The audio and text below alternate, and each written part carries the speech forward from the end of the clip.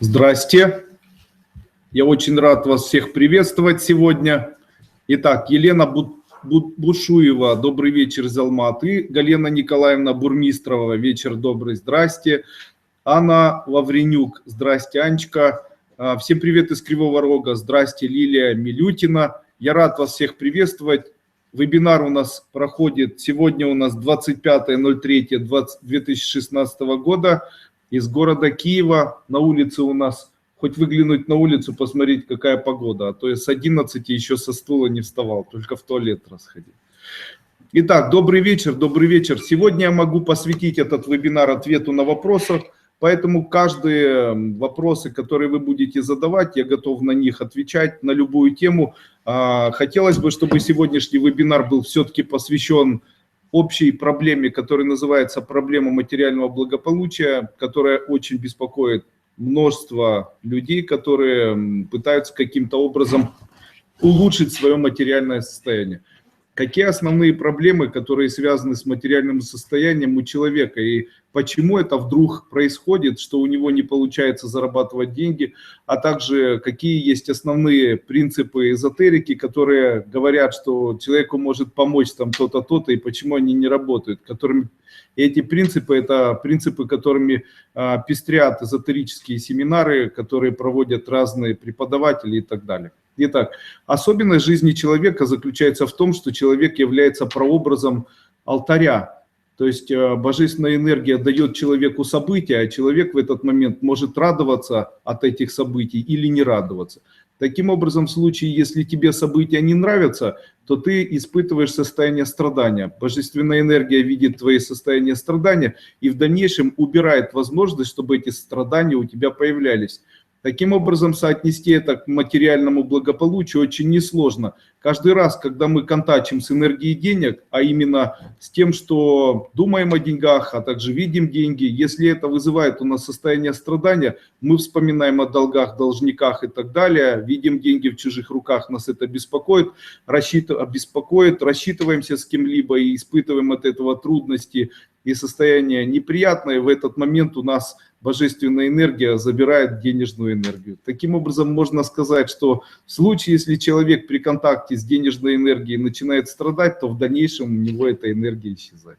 Таким образом, можно сказать, что в случае, если человек радуется, то если вам дать такую возможность, чтобы вы радовались, то у вас могут появляться деньги, и они наверняка будут появляться. Но не тут-то было.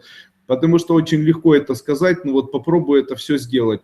Существуют целые системы, которые позволяют человеку изменить мировоззрение или поменять мировоззрение таким образом, чтобы при отдаче последних денег кому-либо не страдать от того, что ты их отдаешь. Это метод, о котором я очень часто говорю.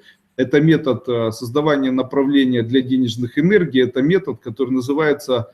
А ну-ка вы мне сегодня скажите, как этот метод называется и что должен говорить человек в тот момент, когда он отдает деньги мысленно про себя или даже не мысленно. Кто это знает, сегодня получит от меня приз, чтобы вам подарить такое.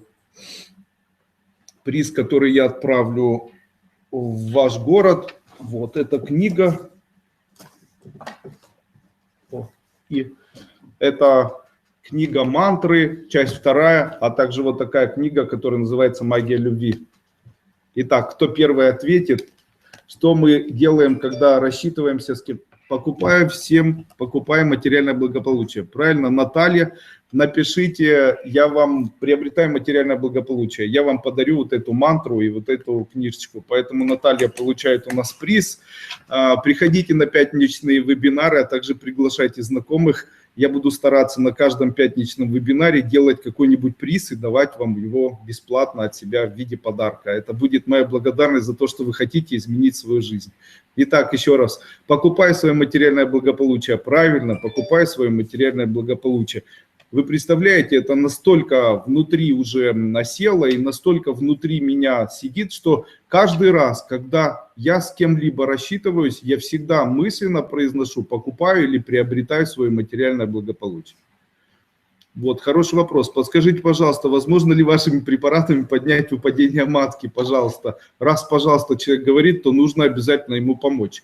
Итак, в виде промоушена хочу вам сказать, Во вторник будет проходить специальный вебинар, который я буду проводить, который называется Sunshine Cocon, что по-русски переводится как буквально солнечное свечение в коконе, где я буду объяснять, каким образом, работая с человеком на расстоянии или даже видя, убирать у него проблемы выпадения матки, там невезения в семье, как нарисовать символ пальцем в офисе, чтобы было много людей, как сделать так, чтобы в тебе люди видели что-то, как убрать заболевания почек, там, заболевания желез, как сделать так, чтобы у человека не было психических расстройств. И это все при помощи рисования определенных образов, при помощи указательного пальца.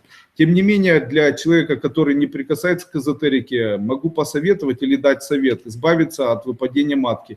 Я знаю несколько рецептов, среди которых один из самых лучших – это обертывание. Как производится обертывание? Нужно взять лоскут хлопчатобумажной ткани длиной в простынь, на которой мы спим, или даже взять простынь, обмакнуть эту простынь в теплой воде и замотаться в эту простынь, предварительно ее очень сильно отжав. И после этого нужно лечь и обмотаться теплым одеялом, одним или несколько слоев, так, чтобы не замерзать в теплом помещении. И после этого пролежать не менее 1 часа, а можно и дольше. Если вы сделаете 2 раза, 3 раза или до следующей недели, до пятничного вебинара 4 раза, то я вам обещаю, что уже в пятничный вебинар вы будете всем рассказывать, что выпадение матки исчезло. А вы знаете, что это сложная такая система? Лариса Мельника, что вебинар уже начался? Да, здрасте, уже начался. Привет из Торонто, Сварог, здравствуйте из Киева. Здравствуйте, Андрей, всем. Итак, продолжаем задавать вопросы, а я буду продолжать продвигать тему ошибок, которые есть в интернете. Если сейчас начать искать информацию, которая связана с увеличением материального благополучия, то человек сталкивается с невероятным количеством советов, которые где-то звучат так. Итак, скажите мне, кто видел такую практику, которая называется рог изобилия, которую можно с легкостью найти у нескольких тренеров, там, не буду их фамилии говорить, так как это некорректно.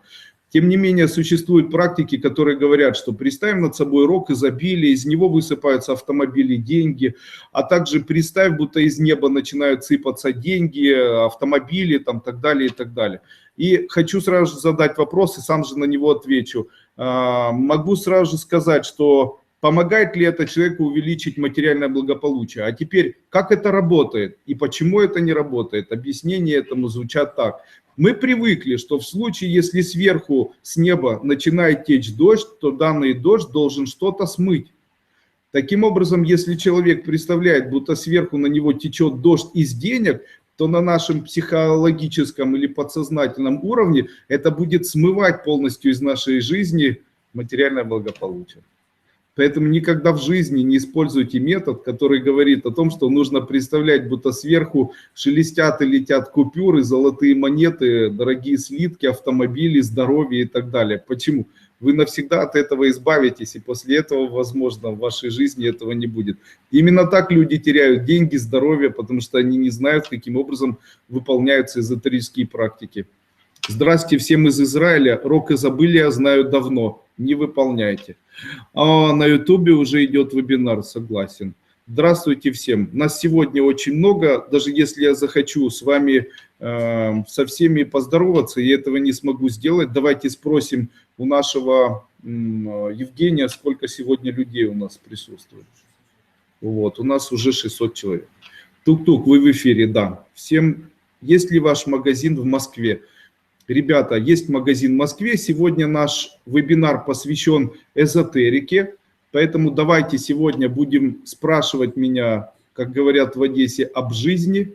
И будем на эту тему разговаривать. Вот, как только, как говорят в Одессе, за Одессу заговорил, сразу же появилась Наталья Душак, руководитель Одесского офиса компании «Тибетская формула». Добрый вечер, учитель, добрый вечер всем. Добрый вечер, с уважением, большое спасибо. Ну что ж, продолжаем. Итак, а что же делать, если у человека никак не получается зарабатывать деньги? И здесь стоит вопрос, почему вообще не получается быть успешным человеком? Особенность неуспешности человека заключается в отсутствии мотивации и присутствии злости. Есть очень хорошая пословица, которая говорит о том, что Злую собаку бьют чаще, чем добрую собаку. И очень часто я это повторяю на своих вебинарах и семинарах и говорю, что человек должен проявить по отношению сначала к себе отношение доброты, после этого к тем, с кем он живет, отношение доброты, и только после этого проявлять отношение доброты с теми людьми, которые находятся вокруг него на улице или там в бизнесе. Есть такая особенность и хорошая китайская пословица, которая говорит о том, что чем белее белая сторона, тем темнее черная. Это такая особенность. Если человек к себе плохо относится, если он постоянно старается себя угнетать, воспитывать, ущемлять, задергивать, если окружающим людям он относится плохо, обижается на них, воспитывает этих людей и при этом относится хорошо к окружающему миру, у него нет никаких шансов быть когда-нибудь богатым, а также счастливым человеком. С чего начинается Родина? Да, как пели в песне когда-то. Не Родина, а с чего начинается настоящий подъем материального благополучия, который потом никогда не заберут. Это с мотивации, то есть чего я хочу на самом деле. И самое важное в этом всем, это я хочу быть счастливым человеком. А если я хочу быть счастливым человеком, то я не обижаю себя в середине, не обижаю близких людей, с которыми я живу. Также материальное благополучие целиком очень часто связано с теми близкими, которые воспитывали нас на протяжении нашей жизни. Это, как я написал в своей книге, «Гневные божества в виде наших родителей». Я не знаю, каким образом вы это сделаете, ну и не было цели раскрывать вам методы, которые я даю дальше на ступенях своей школы, но вы должны полностью изменить свое мировоззрение по отношению ко всем воспоминаниям, которые связаны с вашими родными. Обычно люди говорят: наши родные, они мне не дали, они мне навредили, эти родные были злые, отец был там пьяница, мама там дебоширила, еще что делала. И здесь стоит вопрос: почему люди так устроены, что они умудряются вспоминать только что-то плохое, при этом не пытаются ориентировать себя на то, что было и хорошее. Ведь жизнь человека, она не состоит целиком из только плохих событий. В этих плохих событиях обязательно должна была присутствовать и хорошее, доброе, теплое, наверное, какое-то вдохновляющее звено. Поэтому я хочу вам дать совет: никогда не ковыряйтесь в прошлом в поисках плохого. Если вы хотите что-то вспоминать, попробуйте вспоминать что-то хорошее. Это увеличивает наше материальное благополучие. В случае, если мы вспоминаем о своих родителях, а также о прошлом опыте, как очень интересная история с веселыми событиями, где все было хорошо. Представляете? Здравствуйте, Андрей Андреевич. Скажите, пока нет возможности приехать на морской курс, но жизнь хочу поменять. Я ученик школы Кайлас и знаю про гневных духов и духов после абортов. Могу ли я приобрести быстрое замужество и помогут ли мне ваши практики? Да, вы можете приобрести быстрое замужество и вам помогут мои практики. Сегодня была очень интересная беседа. Я разговаривал с одной женщиной, и эта женщина мне сказала такие слова. Она говорит: Андрей Андреевич, я целый год работаю над тем, чтобы привлечь своего мужчину, который ушел к любовнице, и этот мужчина ко мне не возвращается. Он приезжает там к моим детям, после этого уезжает. Я ей говорю: вы мне можете сказать, зачем вам нужен этот мужчина? И она говорит: ну я бы хотела, чтобы он жил вместе со мной. И я ей говорю: зачем он вам нужен, зачем вы хотите с ним жить? Она говорит: ну ради детей. И здесь стоит вопрос, где она ошибается, эта женщина. Дело в том, что нельзя жить ради детей, нужно жить ради любви. А любовь — это наши дети, наше состояние, наше... А почему с ней он не будет жить? Потому что в случае, если он к ней вернется, она будет проявлять к нему агрессивность, она не будет им восхищаться, не будет создавать комфорта и уюта. А ведь обычно именно поэтому мужчины убегают. Почему мужчина убегает? Вы что думаете, за сексом? Ну, очень редко за этим, потому что обычно с женой ему всего хватает. Убегают от злых женщин. Это такая особенность. Если женщина обижается, если она постоянно воспитывает, если женщина дуется, то с ней рядом мужчина жить не хочет. Почему? Потому что она злая. Почему люди злые? Или как это проявляется? Возможно, она ничего не скажет, но надуется. Возможно, она там будет хамить, материться, возможно, будет дуться, возможно, будет непонятной, что и проявляет элемент злости. Почему? А ведь обижаться — это и проявляет злость, а ведь дуться — это проявляет злость. Это все проявляет злость.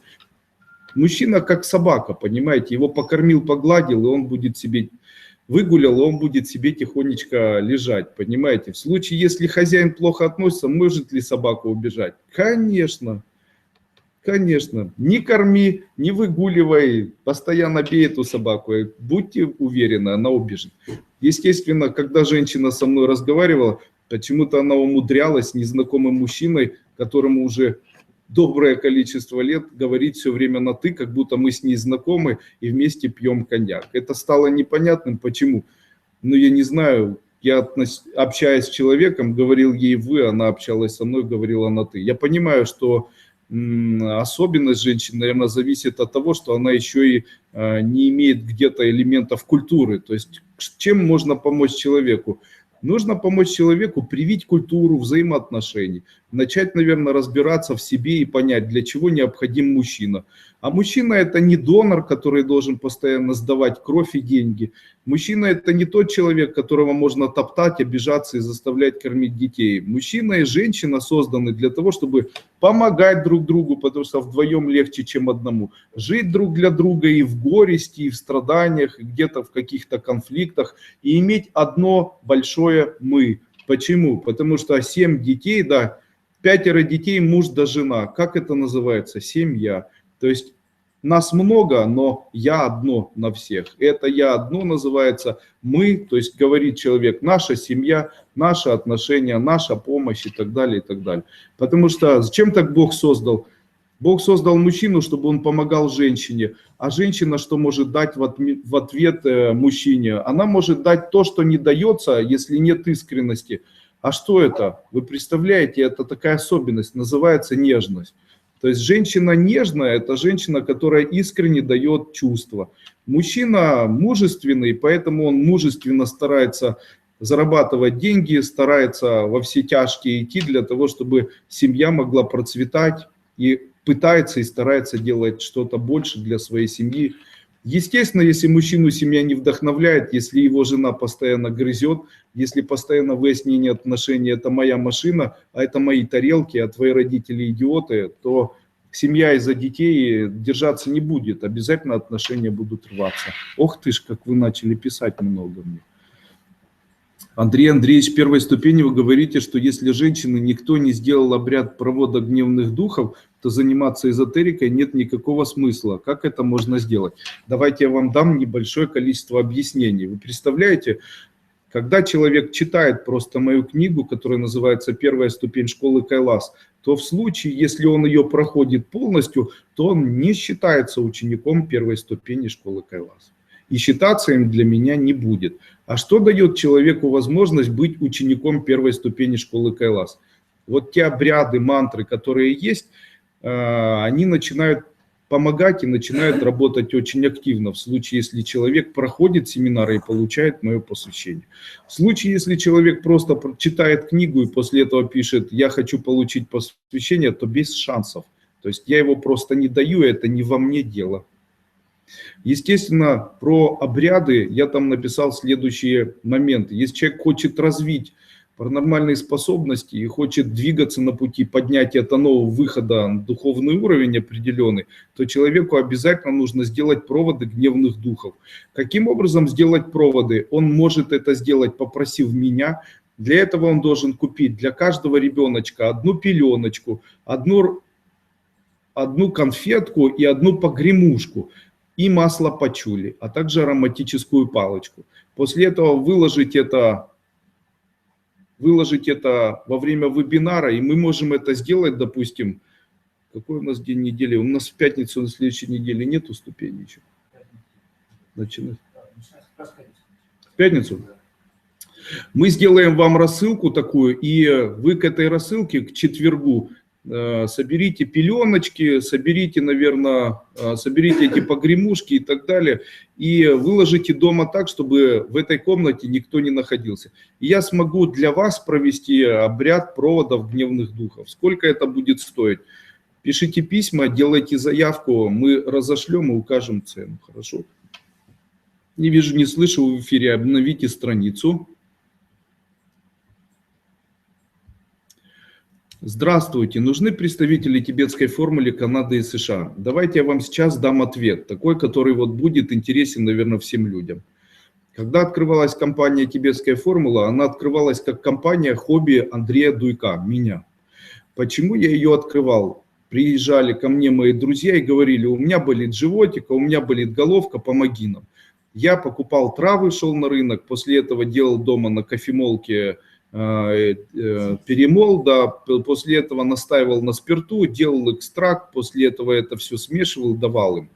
После этого людям это не нравилось, потому что людям начало помогаться, но где-то им не нравилось, потому что заваривать травки сложно, они пропадают, после этого не те травки покупаются и так далее, и так далее. Естественно, когда начало проходить время, я решил, что один из друзей посоветовал сделать это в виде капсульной формы и ему продать. С этого и началась компания «Тибетская формула». Сначала это было хобби. Но мне в моей жизни особо или дополнительно не нужно продвигать компанию «Тибетскую формулу». Мне всего в жизни хватает. У меня есть любимые люди, постоянный доход и так далее. Если человек хочет, то, что у меня есть, мне этого полностью хватает в жизни. А вот в случае, если вам необходимо, то тогда вы должны мне что-то предложить. То есть вы должны мне не сказать, если там вам надо представителей, то дайте нам. А вы должны ко мне прийти с определенной идеей и определенным предложением. А это должно выглядеть так. Андрей Андреевич, мы готовы сделать закупку там на 30, 50, 70 тысяч долларов. Какую вы можете сделать для нас цену такую, чтобы мы могли открыть офис в Америке? Мы берем на себя там документацию или не берем на себя. А слова там мы хотим открыть, вам ничего не мешает это сделать сейчас. Закупайте продукцию, после этого продавайте эту продукцию, пожалуйста. Вот для вас все условия уже созданы. Если вы думаете, что я собираюсь кому-то давать бесплатно товар, этого не произойдет никогда. Почему? Первое, я вас не знаю. Второе, почему я это должен делать. Третье, у меня все хорошо в жизни. То есть компания не особо торопится увеличивать объемы, они у нас хорошие. Андрей Андреевич, вчера сделала фото ауры. За полгода занятия первой ступени поменялся цвет с зеленого, желтого на фиолетовый. Увеличилась красная, желтая, фиолетовая, белая, поднялась энергия Земли. Стало спокойнее и добрее. Спасибо, жизнь меняется. Пожалуйста. Андрей Андреевич, у младшего брата Владимира в связи с неприятностями на работе и личной жизни пропал сон. Не спал 3 суток. Вызвали скорую помощь, чтобы поставили укол, чтобы появился сон. В итоге его увезли в психбольницу и теперь не отдают его. Назначили лечение, разговаривали с лечащим врачом, с главным врачом, чтобы его забрать. Все бесполезно. Правильно, врач-психиатр понял, что ваш ребенок болеет, скорее всего, расстройством личности, и это опасно для его жизни. Верит, так, посоветуйте, моя мама смотрит... Забрать все бесполезно. Моя мама постоянно смотрит вебинары, восхищается вашей философией, верит в ваше учение. Помогите, посоветуйте, что нам делать в данной ситуации. Тамара из Красноярска. Давайте я вам скажу. Дело в том, что каждый человек является индивидуальностью. Таким образом, если человек является индивидуальностью, то каждый человек сам для себя создает свой собственный персональный мир. То, что человек смотрит вебинары и смотрит их в Ютубе или еще как-то, не обязует меня ни к чему. То есть я это делаю, создавая продукт и давая его бесплатно в виде потребления тех людей, которые смотрят это в Ютубе. И это я выполняю или делаю с одной целью, для того, чтобы поддержать сообщество тех людей, которые занимаются эзотерикой, ответить на определенные вопросы. И здесь стоит вопрос таким образом. Первое, если это семейная проблема, и это очень беспокоит маму, тогда первое, почему мама ко мне не обратилась? Второе, если заболевание бессонницы длилось длительное время и были психические отклонения, то тогда почему не обращались ранее ко мне? То есть кто занимался лечением? Не появляется психическое заболевание за один день. Оно не появляется даже за полгода. Это длительный процесс регресса человеческой личности, который наблюдают все окружающие люди. А теперь по-честному скажите, Ваня, ведь все же замечали, что там брат агрессивный, замкнутый, ни с кем не общается, на улицу не выходит. И после этого врачи забрали негодяя, потому что вдруг психиатр решил, что вашему ребенку нужна срочная госпитализация, потому что у него, вероятнее всего, происходят какие-то уже граничащие с жизнью проблемы. Естественно, зачем его забирать? Пусть его психиатр полечит, пусть приведут его в норму, и психиатр в данном случае это не невежественное злое существо, которое хочет навредить вашей семье, насильно забирающее там мальчика, а психиатр это тот человек, который хочет вам помочь и сделать так, чтобы тот человек, который к нему попал, остался в живых. Очень часто люди думают, что психиатрия это зло. Нет, ребята, если бы не было психиатрии, то количество людей, которые умирают от психических заболеваний, было бы много. А что вы думаете? У нас нет людей, которые умирают от шизофрении или маниакально-депрессивного психоза, от эпилепсии или абсансов. Это все психизмов, там, это все является тяжелейшими психическими нарушениями. Они не решаются за счет «мама смотрела вебинар» или «мама там мной восхищается». Я на самом деле даже ни при чем. Здравствуйте, Андрей Андреевич. На протяжении нескольких десятков лет, вот хороший вопрос, на протяжении нескольких десятков лет болит поясница. Не могут поставить диагноз. Эта боль идет, не дает мне нормально жить. Подскажите мне, в чем дело? Вот, хороший вопрос. Когда у человека нарушается сон, и человек спит либо мало, это говорит о том, что у него, скорее всего, есть переистощение нервной деятельности. То есть нервная деятельность работает активно, и при этом она не может никак расслабиться.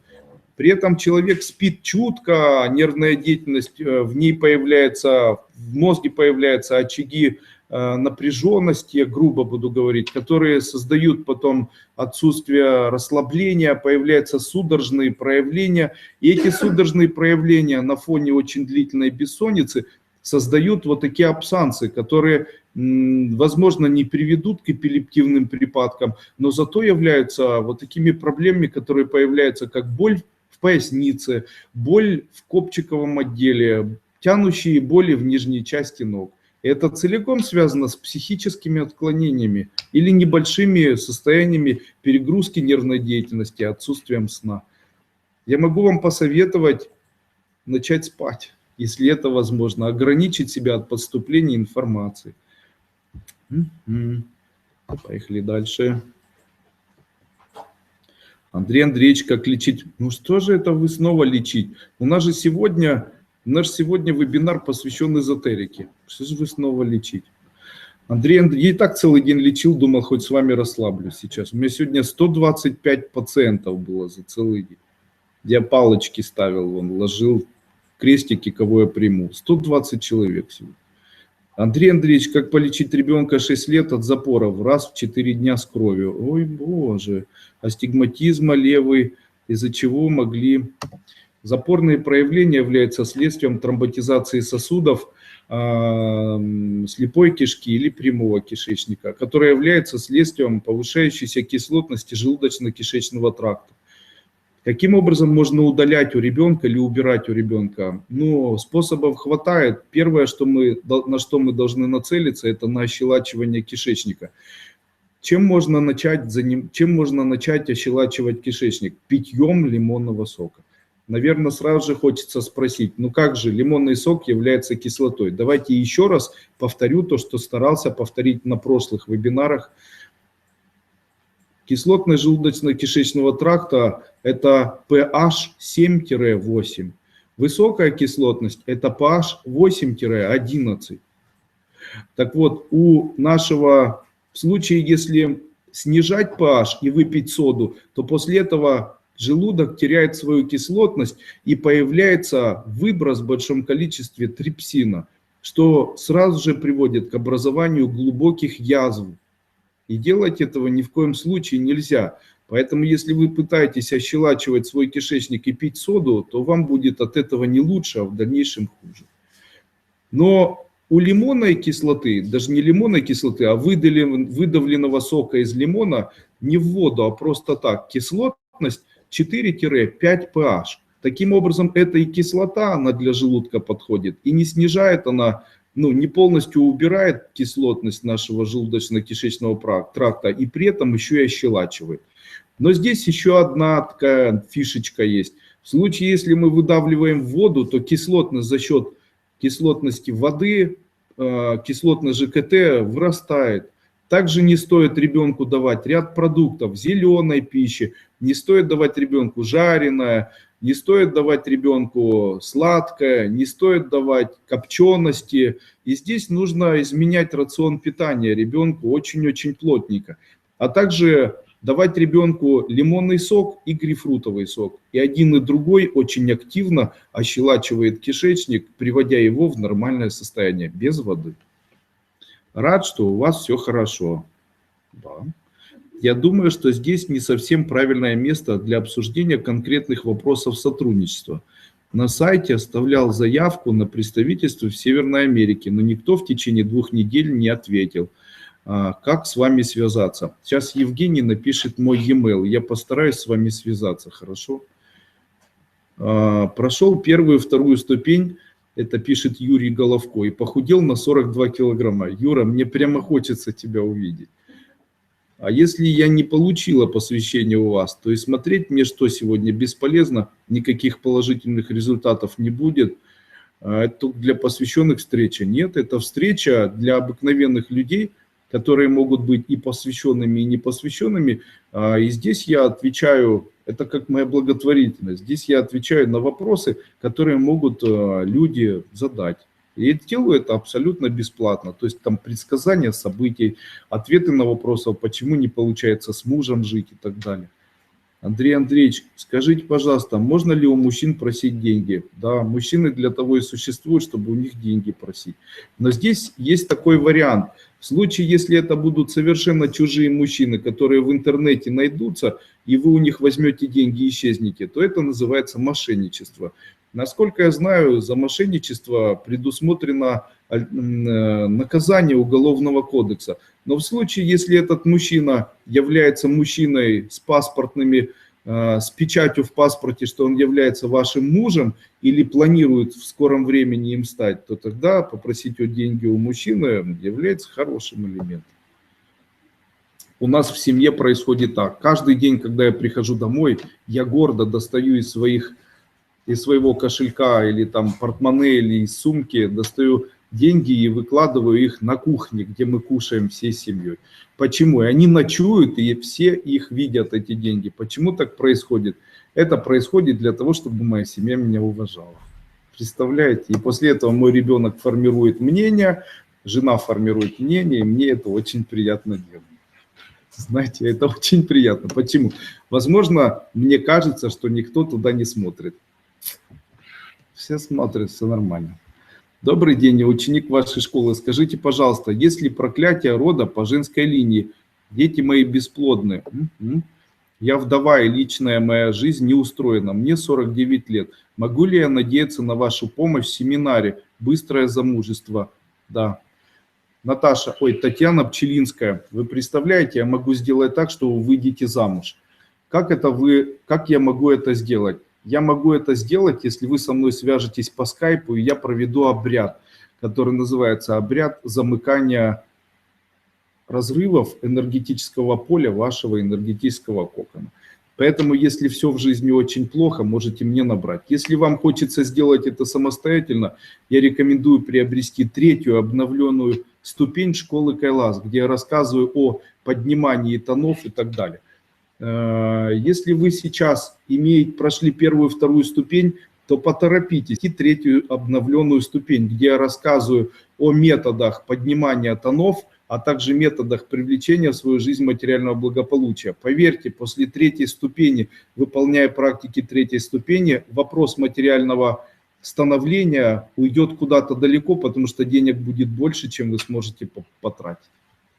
Почему? Это невероятная по своей мощности ступень, она невероятная. Я объясняю, почему не выходят замуж, откуда берутся эти проблемы, какие символы вокруг себя рисовать, какие делать дыхательные практики. И это все целиком связано с общим выходом на определенные уровни тонов. Объясняю, что это такое тона, почему человек на них находится, есть там перечень, каким образом поднимать. Я все рассказываю, с дианетикой не связано. Добрый вечер, ученик школы. Вдова все ответил. Андрей Андреевич, при выполнении практик спина прямо горит. Всегда жарко от рук, как от фена. Это нормально? Да, это говорит о том, что у вас очень ярко формируются работающие ментальные слои, которыми очень легко можно будет привлечь в жизнь и партнера, и события, материальное благополучие и так далее. И об этом рассказано на 4-й ступени школы Кайлас. Андрей Андреевич, у меня сын наркоман. Понимаю, что это мое упущение. Подскажите, что я могу делать, как ему помочь? Во время проведения семинара... Ой, боже. Здесь нашли меня. Во время проведения семинара... Запретить. Во время проведения семинара Sunshine Cocon, который будет идти у нас во вторник, я расскажу, каким образом вы можете помогать своему ребенку и делать так, чтобы он бросал наркотики. Также я могу рекомендовать тем людям, которые хотят сделать так, чтобы у них улучшался бизнес или появлялось в жизни материальное благополучие, вы можете заказать у меня специальный обряд. Это там не получается жить с мужем и с женой, все время ругается, не получается бизнес, не получается там сын наркоман, еще что-то. Можно заказать это в виде обряда. Данный обряд называется пхалам, а человек, который получает из этого обряда определенную энергию, называется пхова. Таким образом, я провожу для человека пхалам, а человек получает как бы часть моей духовной энергии, которая называется благословление или пхова. Таким образом, вот те люди, которые заказывали у меня пхалам и пхову, это люди, которые уже сейчас пожинают свои плоды. Сколько обычно это стоит? Ну, это не дешевый обряд такой, проводится он пятницу, субботу, воскресенье. Опять хочу вам сказать, я-то умею это делать, но в случае, если вы ученики школы и прошли уже 3 ступени, то я рекомендую использовать методы 3-й ступени. Поверьте, это очень ярко. То есть там, где я говорю, там метод работы с солнцем Яхвы, метод работы, метод построения там визуальных картинок, там Sunshine Cocon, вот как я это рассказываю. Это все может полностью изменить судьбу. Кстати, я на Sunshine Cocon сейчас буду рассказывать, как запустить почки во время почечной недостаточности. Пальчиком вводим и лечим. Как можно вылечить человека от табачной зависимости. Вы представляете, даже без его согласия. Как можно помочь ребенку избавить его от психических расстройств. Это все очень ярко может работать, если вы проходите вот этот семинар Sunshine Cocon. Что нужно делать? Обводить, как я рассказывал, на 1-й ступени человека, и после этого в его энергетическом коконе рисовать определенные знаки. Этих символов у нас 200. И я буду давать 200 символов полного изменения жизни. Там и выйти замуж, и много денег, и там психические расстройства, чтобы бросил пить, чтобы бросил курить, от наркотиков, запустить почки, не запустить почки, от легочных инфекций, от температуры, от ангины, и там куча всего. Символы такие, их очень много. На 4-й ступени, кто сейчас проходил, я рассказывал о части этих символов, а также рассказывал, что можно использовать волшебную палочку и накопить психическую энергию для того, чтобы данная энергия работала гораздо ярче. Это как магия, знаете, работает все очень быстро. Андрей Андреевич, в последнее время очень популярные мысли о том, что женщина должна быть женственной, а мужчина мужественным. И в итоге очень мучает вопрос, можно ли у мужчин просить деньги. Ну пусть он вас не мучает. Если просите деньги, то пусть это мучает мужчина, не вас. Правильно? Мужчина создан специально для того, чтобы помогать женщине жить. Потому что женщина – это то существо, которое не может выносить ребенка без помощи кого-либо. Таким образом, мужчина и женщина созданы для того, чтобы мужчина жил и помогал женщине. Таким образом, мужчине легче зарабатывать деньги, а женщине сложнее. И это связано с тем, что мужчина более мужественный.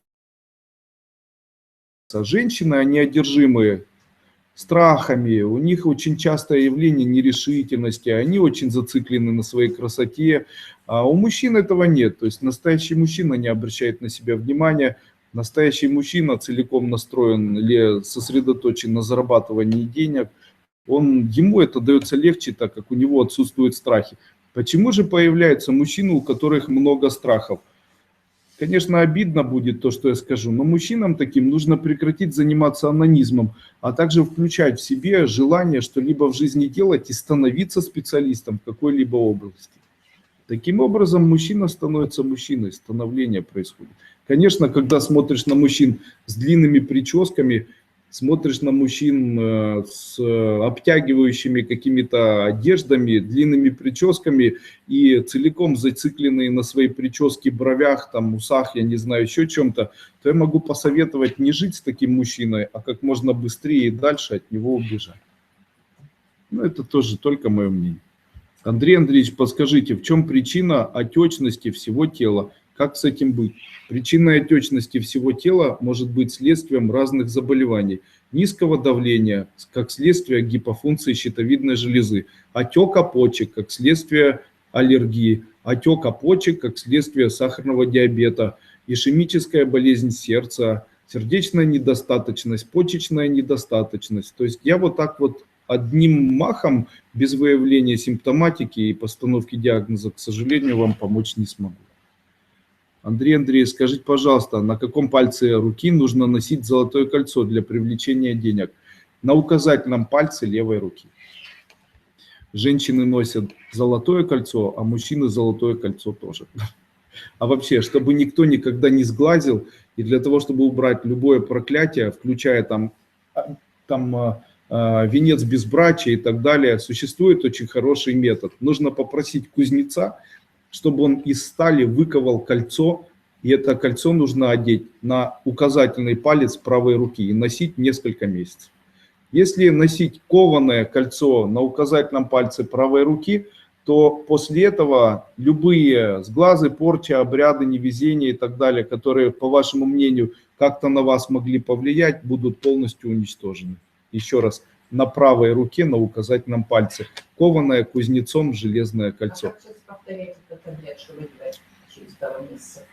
Никак. То есть то, что было сделано до момента ношения, оно будет полностью уничтожено. Конечно, через период можете для профилактики. Но есть еще и очень хорошие компании, которые продают металлические украшения из железа. Вот считается, что если нету кузнеца и некому выковать, вы можете взять украшения из железа, которые очень популярны вот в Америке, популярны в странах Европы, ну и их и в Украине можно купить. Это японские украшения из каленой стали, такие очень блестящие. Можно одеть на какой-нибудь, на какую-либо поверхность и мягко молоточком постукать, потому что обязательно условие – это кованность данного украшения. То есть если оно не кованое, просто вылитое, то этого недостаточно, оно должно быть выковано еще. То есть можно найти ригель какой-нибудь, одеть на этот ригель. Есть такое слово ригель? Ригель есть, да, слово? То есть есть такое, наверное, есть. То есть ригель, одеть на ригель данное кольцо и сверху постучать молотком до того момента, пока не появятся следы от этого молотка. После этого одеть на указательный палец и носить не менее 2-3 месяцев. Добрый вечер. В чем задача женщины в улучшении финансовой ситуации в семье? Женщина может улучшить ситуацию в семье, если она начнет восхищаться своим мужем, даже если у него неудача в жизни. Восхищаться, не надо его гладить. Мужчины не любят, когда их кто-то трогает вообще. Мы деревянные. Это, наверное, открытие для многих женщин. Это женщину можно выглаживать и так далее. Мужчины этого не понимают. Почему? Да, нам приятно, но мы можем без этого. А почему еще мужчинам не получается, вот если нас гладят, нам не нравится? Потому что нам смешно, щекотно, знаете, мы не понимаем, что от нас хотят, понимаете, возбуждаться начинаем и так далее.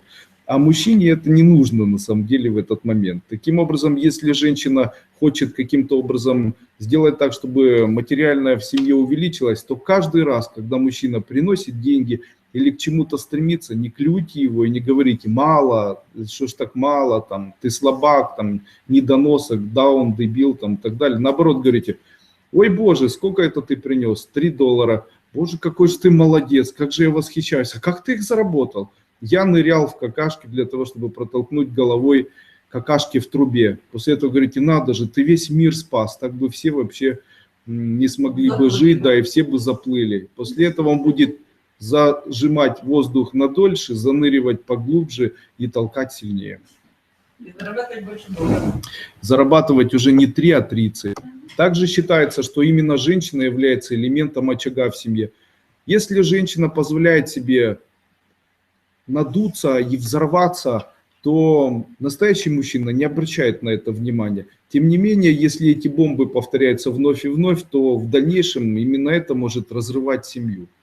Женщина – это прообраз на энергетическом плане. Женщина – это прообраз красоты в виде магнетизма, а также прообраз теплой земли, которая постоянно дает свои плоды. А также скажите мне, кому хоть раз в жизни навредила земля? Вот смотрите, дождь может давать гром.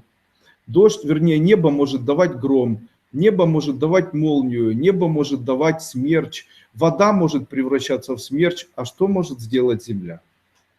А земля ничего не может сделать, понимаете? Хоть, удариться ты об нее можешь только. Но если ты спокоен по отношению к земле, то она максимально, что может сделать, это дать прорастание семени. Таким образом, женщина является элементом земли. То есть женщина – это теплое, доброе, нежное существо, которое всеми своими стараниями пытается поддерживать мужа. Мужчина – это элемент огня, молнии, грома, дождя, который всеми силами пытается сделать все наоборот. И как же это происходит? Мужчина на улице становится сильный, решительный, отважный, торопится, что-то делает, реализует себя. Приходя домой, он видит очаг, где он может расслабиться, где он может полежать, пообнимать свою супругу, покушать за столом, посмотреть на этих деток, которые растут, и испытать состояние расслабления и удовольствия. В моей семье, где я живу сейчас, никогда в жизни никто не сталкивает с кровати, не кричит «нельзя лежать» и так далее. Но зато у меня есть обязанности. Я знаю, что я должен ходить на работу, должен зарабатывать деньги и так далее. А вот если бы я лежал с утра до ночи, то я уверен, что все бы могло поменяться не в лучшую сторону. Правильно? Часто люди просто занимают позицию. Вы знаете, весь мир делится на два элемента. Один элемент называется потребитель, а другой элемент называется производитель. Таким образом, если человек потребитель, то он ищет возможности, чтобы где-нибудь урвать, взять, утащить, хамылем придумать что-то. И это человек, который называется потребитель, то есть он готов только потреблять. Кто такой производитель? Это человек, который старается быть лучше в той области, в которой он работает. То есть он, если работает в компьютере, то он лучший компьютерщик. Если он работает там, и у него есть какая-то услуга, то эта услуга лучше. Таким образом, человек делает из себя продукт. Вот если вы продукт, то тогда этот продукт интересен какому-либо потребителю. Согласны с этим? Если вы не являетесь продуктом и ищете возможность быть потребителем, знайте, потребление физического тела – это дешево, потребление чувственного тела – это еще дешевле, потребление там, знаний – это дорого. Понимаете? То есть люди делятся на потребителей и производителей. Если человек производитель, он может быть сам продуктом, которого потребляют другие люди. И за счет этого происходит общая система финансовых, наверное, отношений. То есть весь мир – это потребление и производство. Если посмотреть на пирамиду, которая есть на американских деньгах, вы увидите там пирамиду. Вот эта пирамида и есть потребители и производители. Те, которые производители, находятся сверху, те, которые потребители, находятся снизу. Таким образом, если вы хотите быть вершиной пирамиды, вам нужно становиться прежде всего самим продуктом, и после этого становиться еще и не потребителем, а производителем. Ногти затачиваете, там, маникюром занимаетесь, значит, вы должны быть тем продуктом, который может делать и маникюр, и педикюр, и эпиляцию, и там восковые какие-то процедуры или парафинопроцедуры, и намазать кремом, и кутикулу срезать, и накрасить ногти, и сделать там наклейку этих ногтей, возможно там акрил, и там, я не знаю, еще что-то, и обработка каолином, и эпиляция, и депиляция, и лазерами, и там какие-то еще процедуры, и натягивание, и массаж кожи, а если к этому еще добавить там точечный массаж ваших пальцев, который улучшит кровоснабжение головы, еще и там какие-то массажи с прикручиванием семян и так далее, Вы представляете, насколько растет уровень потребителей того человека, который будет пользоваться там, услугами такого специалиста в области маникюра? Аж глаза расширяются. А если человек сделал маникюр и говорит, давай я сделаю тебе нажатие на точки, там, суджок-терапию твоих пальчиков,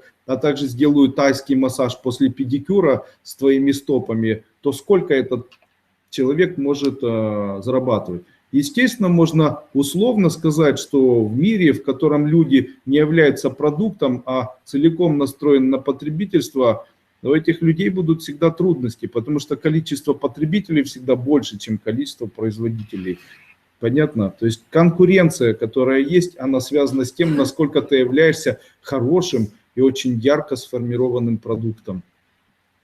Как просто, оказывается. Это нужно преподавать, наверное, в школе, в 1 классе. Как легко объяснил, оказывается. Здрасте, Андрей Андреевич. На спине сидит товарищ. Ага, интересно. Который кусает, убираю, сколько помогает, на пару часов. Засыпаю, уходит.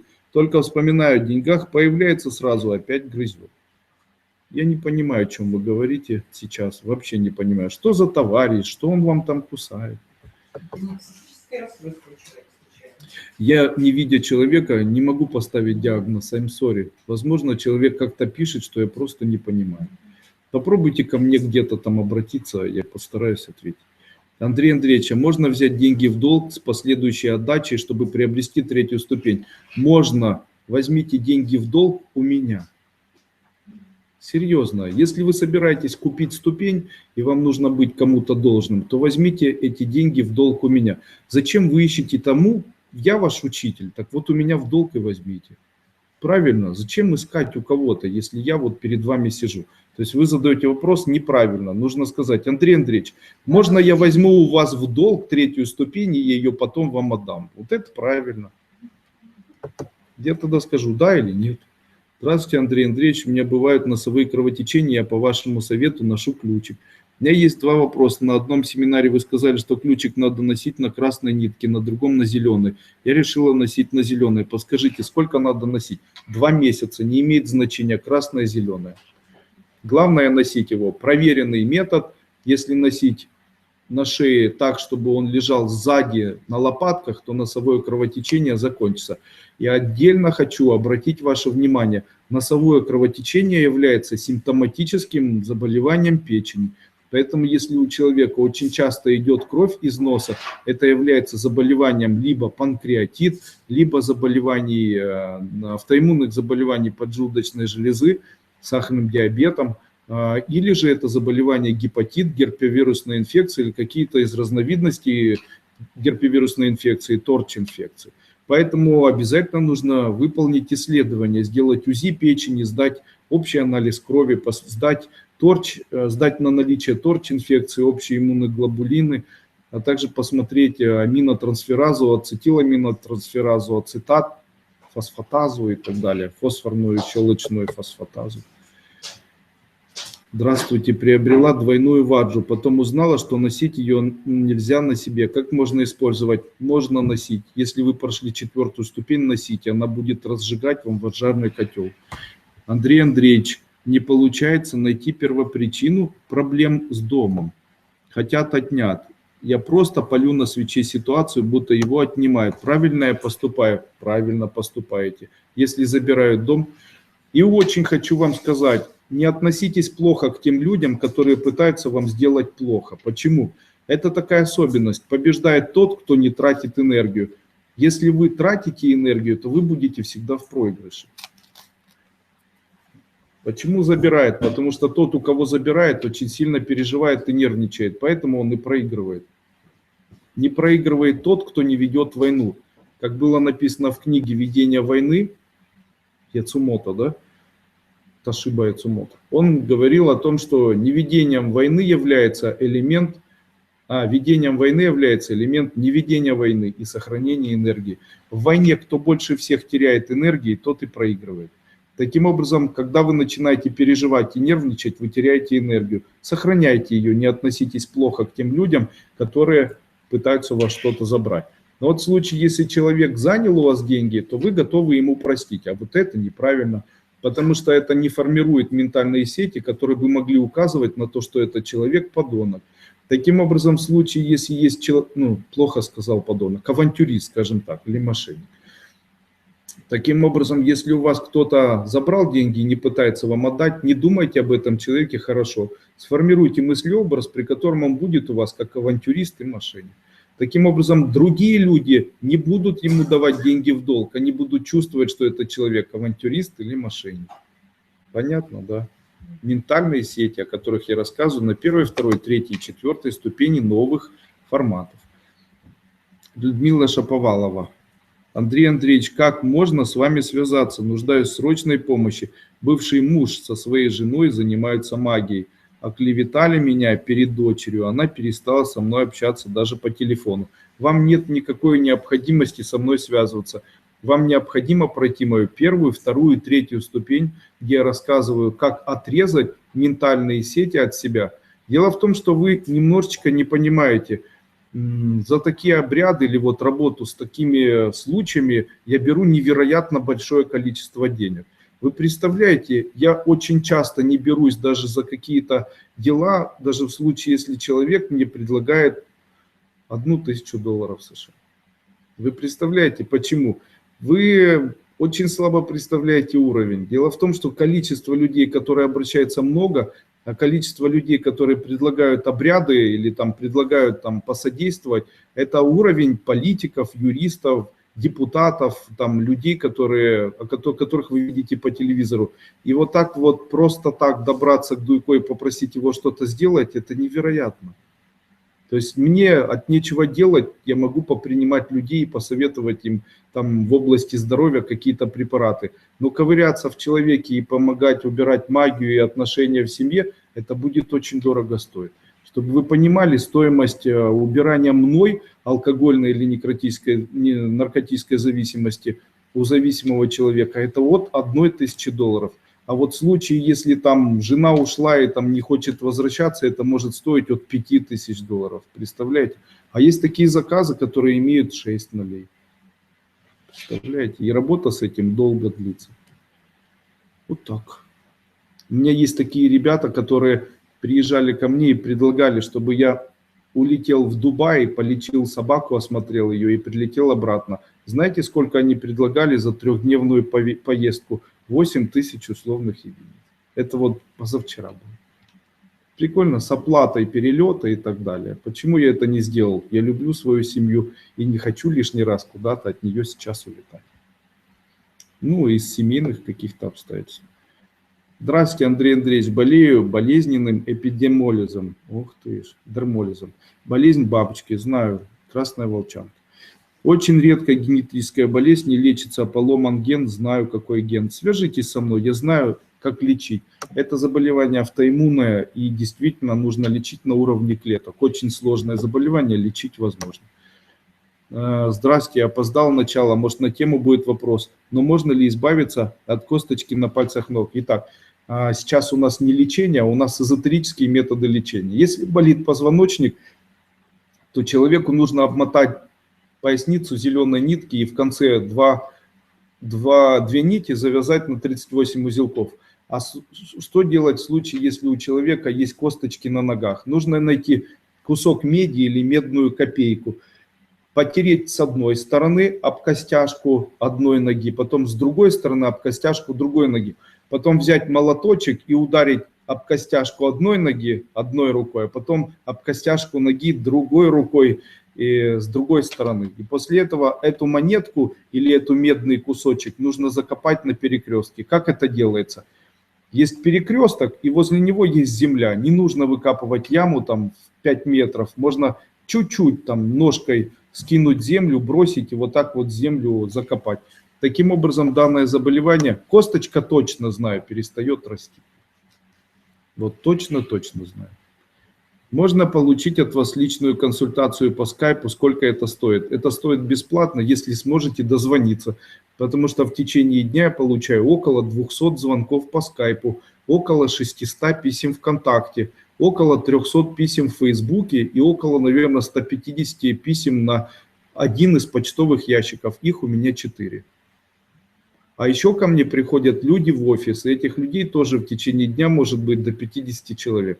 То есть вот как я могу это сделать? Сегодня женщина написала, вот, я в тебя поверила, а ты там не отвечаешь. Я даже не отвечал. Почему? Потому что я, к сожалению, не могу, мне не хватает времени. Я помню людей, которым там обещания даю или там как-то помогаю. И поверьте мне, я искренне стараюсь максимально в своей жизни этим людям помочь. Насколько вот это возможно. И вот давайте спросим у тех людей, кто сегодня в течение дня провел или там просидел рядом со мной. Вставал ли я хоть на 1 минуту из-за стола? Видите, я не встаю из-за стола и со всей силы пытаюсь помогать тем людям, которые пытаются мне дозвониться. Звонит человек в эту минуту, я ему отвечаю. Получается ответить на письмо, в свободное время помогаю и отвечаю. И так проходят у меня целые дни. То есть это у меня с 11 часов дня и до 6 вечера я целиком погружен в это. Почему? С 6 у меня начинается семья, а до 11 у меня есть тоже какие-то планы. Также нужно заниматься здоровьем своим, а также как-то восстанавливаться, правильно? Плюс были такие дни, когда я работал в субботу, воскресенье, и это все создает свои, наверное, ситуации с усталостью и так далее. Проходить. Благодарю, Андрей Андреевич, спасибо. Пожалуйста. По вашему совету стала втирать камфорный спирт в суставы колена и рук, и стало гораздо легче. Камфорный спирт, который мы втираем в руки, помогает при подагре. Дальше. Сиборея или дерматит на голове. Рекомендую камфорный спирт тоже.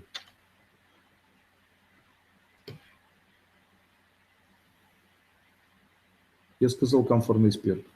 Итак, камфорный спирт при артритах, а при подагре перекись водорода. Также шелушение на голове. Не камфорный спирт, а перекись водорода. И мыло из глицерина. Есть такое мыло, знаете? Мыло из глицерина. Существует мыло не из жидкого глицерина, а твердое мыло.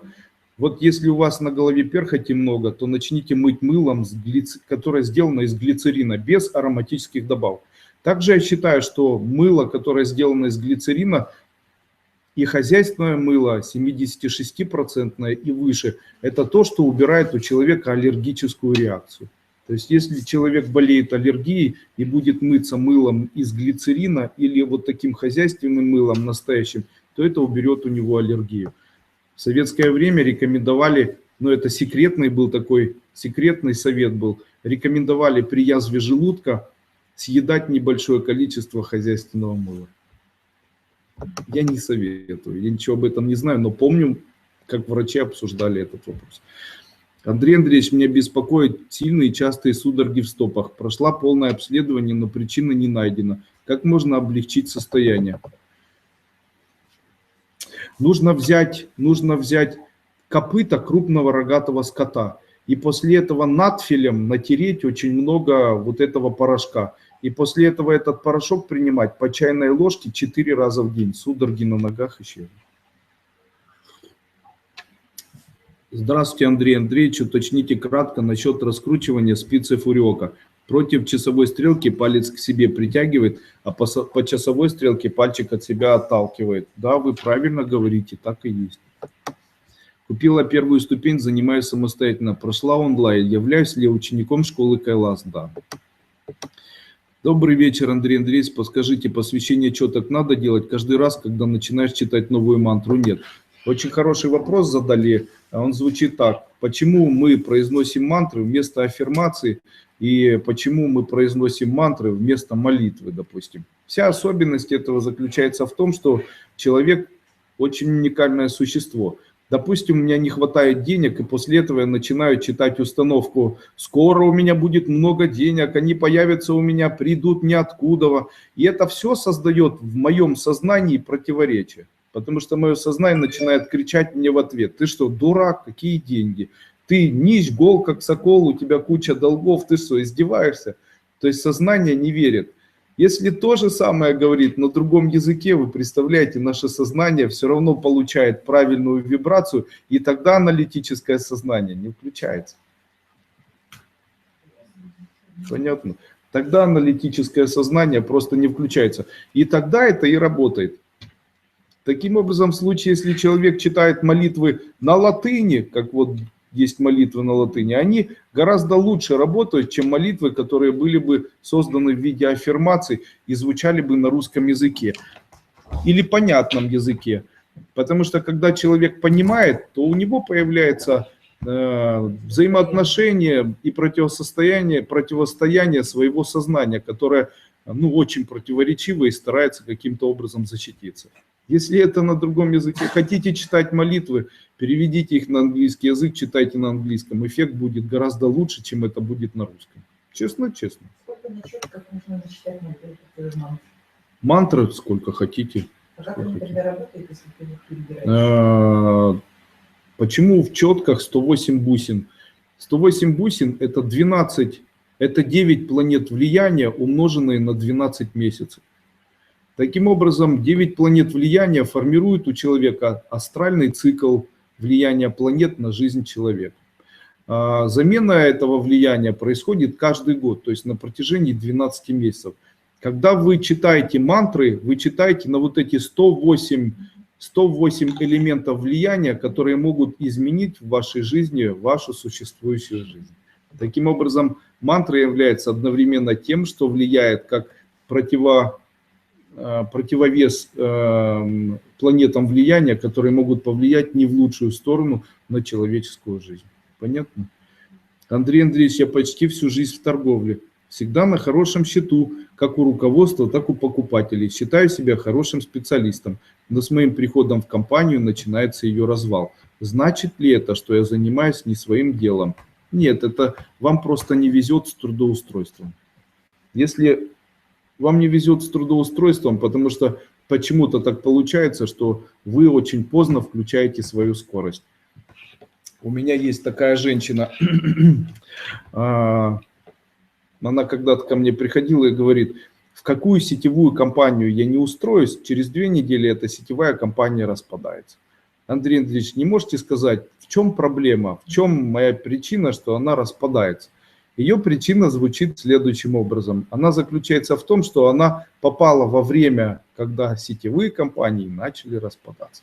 Но если бы она этим занималась 11 лет назад, то она бы 100% получила бы свои дивиденды и смогла бы там очень хорошо работать. Вы понимаете, очень часто рассказываю о таких моментах, за которые меня ненавидят. Допустим, почему я не вкладываю деньги в банки и почему я считаю, что не стоит заниматься там страхованием жизни. Объяснения этому звучат так. Оказывается, в случае, если я положу деньги в банк, и этот банк будет мне выплачивать 14% даже на протяжении года, то я, проживая в постсоветском пространстве, на 100% попаду.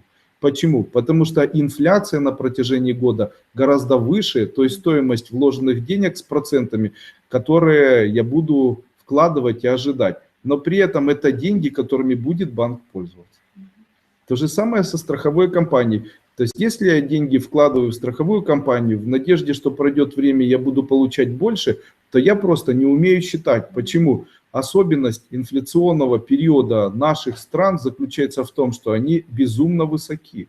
Таким образом, все системы, которые устроены по принципу страхования и кредитования, они однозначно связаны с риском инфляции той страны, которая выпускает свою валюту. Таким образом, если провести аналитические исследования в области инфляции в своей стране, то получается, что какие бы банки вы не вкладывали деньги, а также какими бы страховыми компаниями вы не воспользовались, та инфляция, которая поглотит эти деньги, будет чрезмерно превышать те проценты и балансы, которые вы будете иметь в виде вложенных денег, в виде своего капитала. А вот забрать быстро вы не сможете.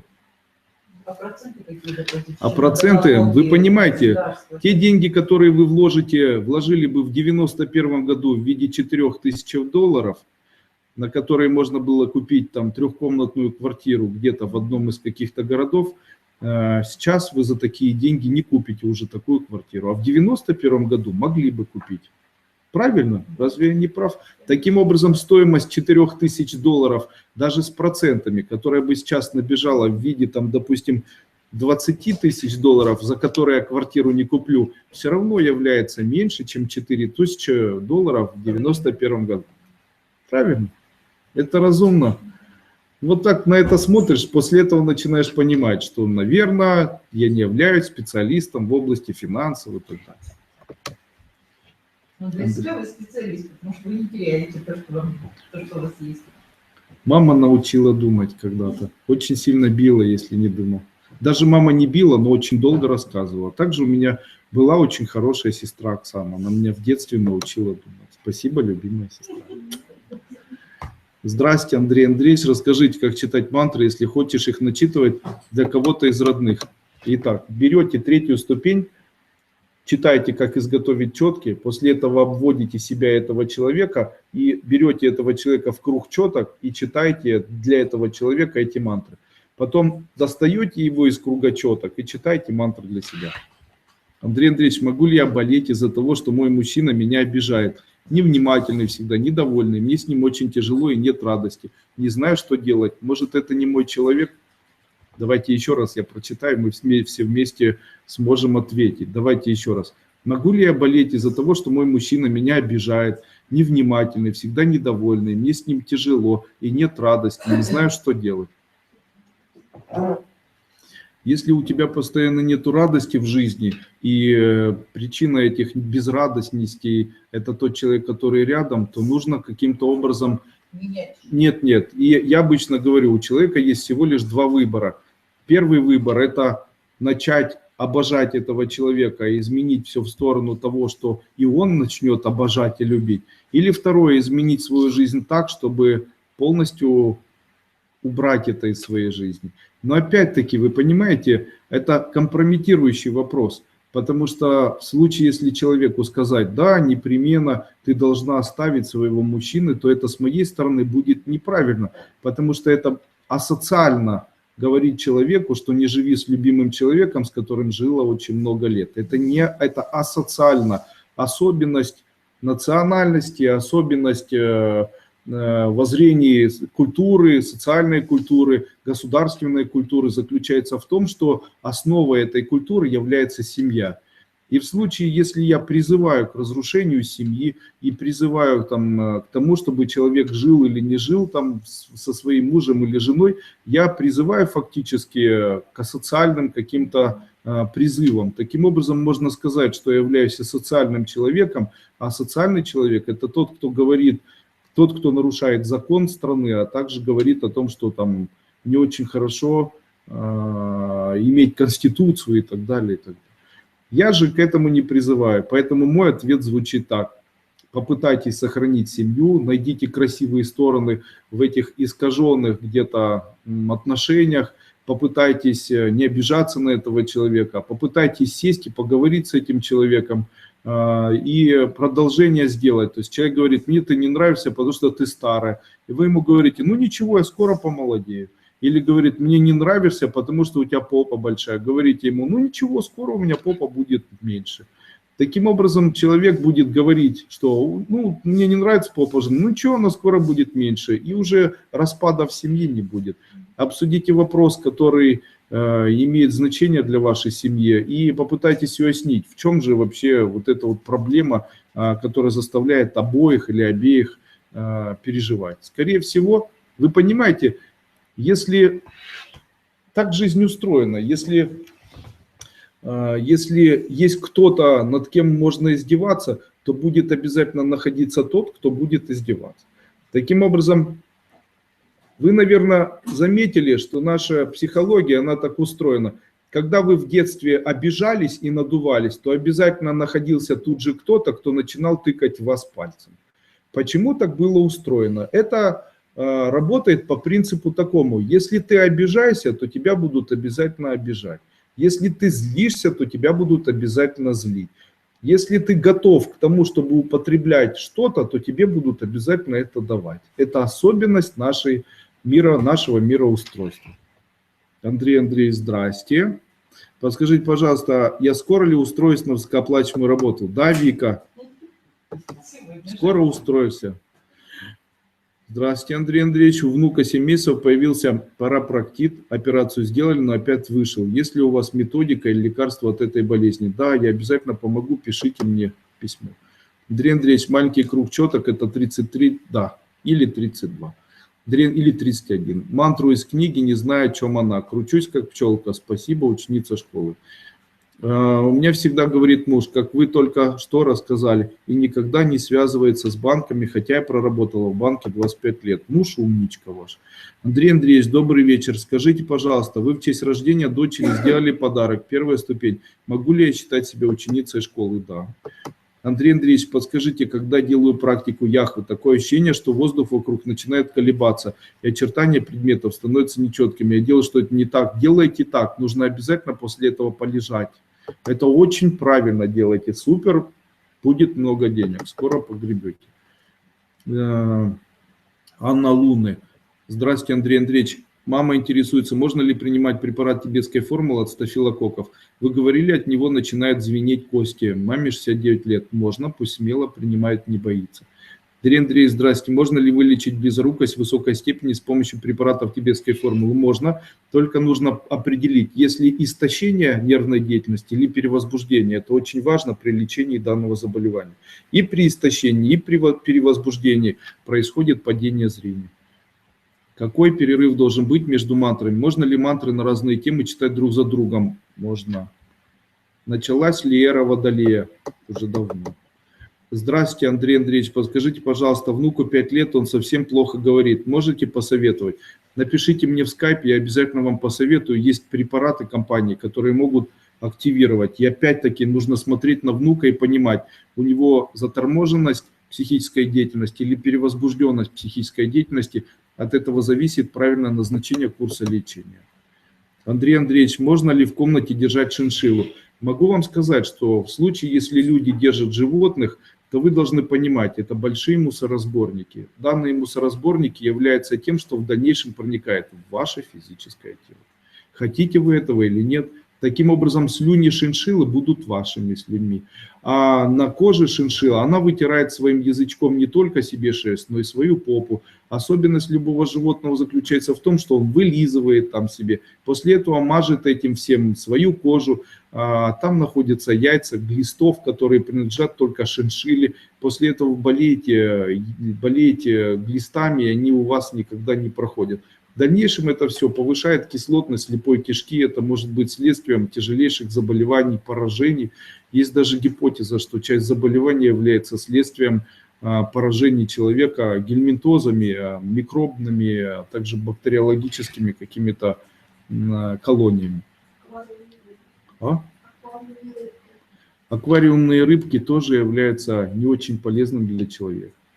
Я вам вообще хочу сказать, Бог создал все таким образом, что человек должен этим пользоваться. Понимаете, он должен этим пользоваться. Создал животных для того, чтобы человек в дальнейшем мог поддерживать свою жизнь за счет того, что он этими животными пользуется. Жизнь так устроена, когда мы начинаем рассуждать о жизни и смерти, то вы даже не представляете, насколько мы очень много убиваем вокруг себя той жизни, в которой мы живем. Смотрите, мы убиваем предыдущий момент жизни. Дальше мы убиваем 20 или 30 миллионов бактерий, которые попадают в наше тело. Со слюной мы убиваем пыльцу, которую вдыхаем, мы убиваем теплый свет, который должен жить по идее, мы убиваем кислород, который превращается в углекислый газ, мы убиваем растения, когда их поедаем, ну и так далее, понимаете. Здесь очень можно поспорить. Наша жизнь устроена по принципу того, что человек рожден для того, чтобы в дальнейшем на 100% умереть. Я считаю, что если человек считает, что он будет жить вечно и не думает об этом периодически, то у него появляются в дальнейшем такие тяжелые заболевания, как вечная болезнь, как говорилось в тибетской медицине. Как вы думаете, что это? Вечная болезнь – это опухоль. Понятно. А почему вечная? Потому что клетка, которая попадает в него или каким-то образом превращается в опухоль, она вечная. Да? Раз ее убрать нельзя, значит она вечная. Таким образом можно сказать, если человек что-то хочет и что-то и не может отдавать, то у него будет появляться вот такая вечная клетка, потому что он думает, что он будет жить вечно. Понятно, да? Что такое? Ладно, забыл. Андрей Андреевич, здрасте. Маме сказали, что у нее вся печень в билирубине. Расскажите, как можно его ввести? Маме вашей можно помочь. У нее не вся печень в билирубине, а скорее всего нарушен гомеостаз крови, и там обнаруживают большое количество билирубина. Возможно, ваша мама болеет гепатитом или заболеванием Жильбера, или заболеваниями, связанными с пищеварением, желудочно-кишечным трактом, или даже желчно-выводящими путями, или там, проблемами 12-перстного кишечника, или же какими-то заболеваниями даже поджелудочной железы. Все это систематическое исследование, и для того, чтобы поставить какой-либо диагноз, нужно обязательно связаться со мной. Андрей Андреевич, можно ли читать мантры на новогодние четки? Да. Андрей Андреевич, могу ли я читать мантру для красоты женщины, если я только собираюсь приобрести первую ступень? Да. Андрей Андреевич, у мужа болит левое плечо, ничего не помогает. Что можно предпринять? Он думает, что это стресс. Оденьте ему ниточку обязательно на поясницу. Зафиксируйте, чтобы его голова не поворачивалась в ту сторону, там, где у него болит. Третье. Обязательно каждый вечер активно смазывайте ему камфорным спиртом плечо. Также у меня есть великолепный метод, который называется метод убирания боли при помощи метода эзотерической гомеопатии. Вы представляете, так несложно это делается. Где бы у тебя ни болело и как бы ни болело в твоей жизни, все можно убрать при помощи эзотерической гомеопатии. У нас есть девочка Алена из Винницы. Алена Лысенко, ты здесь сейчас или нет? Так вот, если она ответит, она расскажет. У нас есть Алена Лысенко, она в Виннице. Она научила мальчика проводить работу массажиста при помощи эзотерической гомеопатии, как я объясняю. И люди после массажа начали худеть на 6-7 килограмм за один раз. 30 килограмм за 4 недели, вы представляете? Девушка потеряла 30 килограмм за 4 недели. Все это я объясняю, или как это выполнять, все объясняю в семинаре «Эзотерическая гомеопатия». Очень интересный семинар. Кто проходил? Андрей, подскажите, во второй ступени есть практика ребёфинг. Если я засыпаю во время выполнения, это нормально? Смотрите внимательно, я там рассказываю, что после того, когда человек засыпает во время этой практики, это не то, что нормально, а правильно.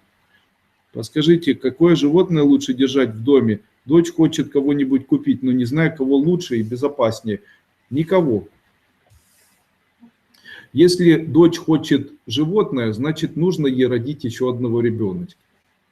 Это лучшее животное вообще, которое может быть. Да, лучшее животное. Если есть такие куклы, которые можно купить, есть такие животные, это игрушки, которые там бегают, с ними можно контактить, они отвечают за какие-то слова, они садятся и так далее. Вот это безопасно для человека. Животное, как принято считать, создает у человека возможность быть более добрым. Я так не считаю.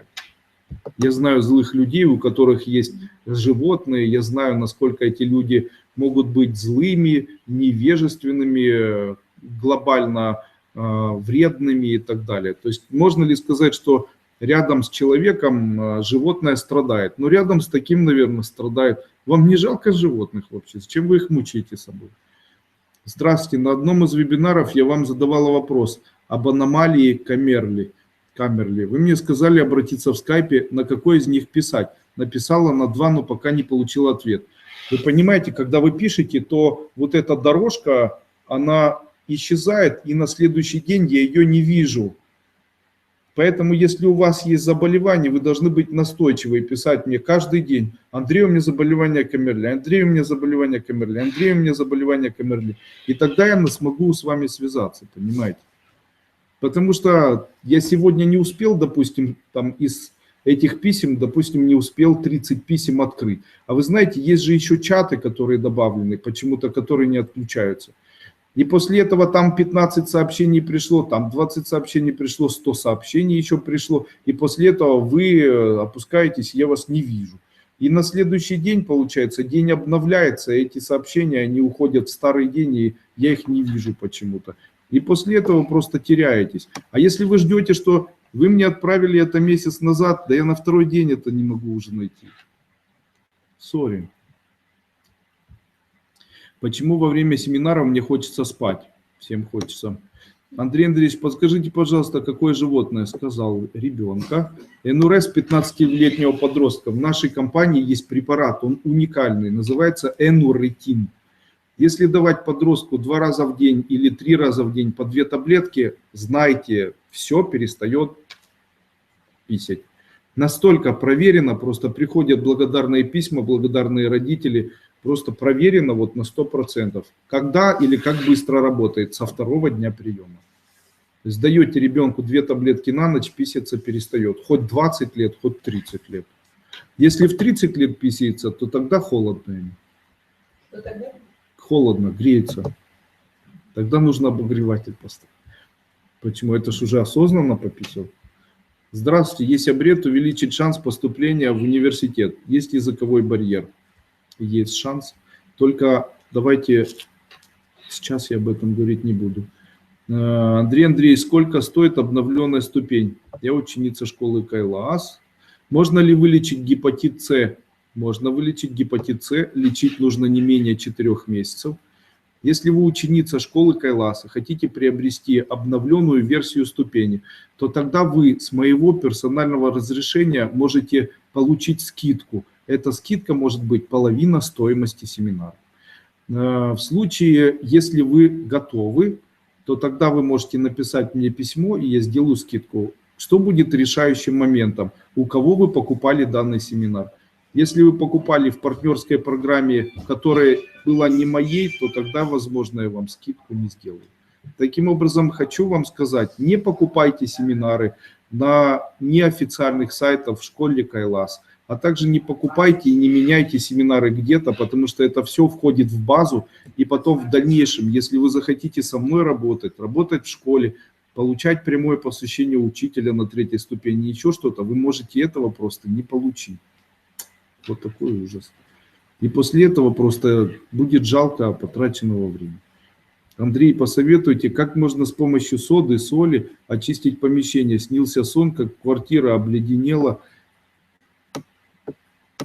Так, Андрей, семинар Sunshine Cocon во вторник будет онлайн. Сколько стоит? 100 УЕ. Сейчас Евгений сбросит ссылку. Как можно получить обновленную 1-ю ступень? Нужна ли дополнительная оплата, если оплачивала раньше полную стоимость? Или нужно покупать по полной стоимости 1-ю ступень у вас? Напишите мне письмо, я вам отвечу. Напишите ВКонтакте или напишите Жене, он мне передаст. Здравствуйте, Андрей. Случай аденомы паращитовидной железы. Парагормон 165, кальций, крови 2,85. Обалдеть. Возможно ли выздоровление без операции? Нужно обязательно смотреть вообще, насколько автоиммунно, насколько плохо вы автоиммунно это переносите. То есть, если сейчас сильнейшая аритмия, насколько быстро худеете, если процессы отравления, вы просто не понимаете даже где-то, насколько это может быть опасно для вашего организма. Просто с вот этими показателями, это автоиммунный тиреоидит, вы можете просто очень быстро травиться, и токсикация вашего организма может быть уникально быстро развиваться, что в дальнейшем может привести там, к самым необычным последствиям. Просто не могу говорить, не хочется очень вас пугать. Можно ли избавиться от этого? Нужно смотреть, насколько быстро происходит процесс токсического отравления и насколько организм справляется с этим. Андрей Андреевич, расскажите, как избавиться от хронической усталости. С уважением, ваша ученица. У нас есть хороший метод, который я даю на 1-й ступени. Человек поднимает руку, кричит «Амитофо», и после этого выскакивает на улицу там, или что-то делает. Таким образом поднимается энергия. Я попрошу клиентов написать отзывы на Фейсбуке. О, Леон, привет. Вот Алена написала. Ничего, что я об этом рассказал. Видишь, сделал тебе рекламу. Повторюсь, помогите, что делать при заложенном носе рините у беременной уже месяц. Я очень рекомендую начать принимать беременной в этот период настойку солодки лекарственной. Также можно принимать по столовой ложке 1 раз в день не ароматическое масло, а масляную настойку эвкалипта. Есть же эвкалипт, масляная настойка. Масляную настойку эвкалипта по 1 столовой ложке 2 раза в день. А также пить настойку солодки лекарственной, спиртовую, по 1 столовой ложке тоже 2 раза в день. Это уберет в дальнейшем, за 1 месяц должен, по идее, убрать вот аденоиды и хронический ринит.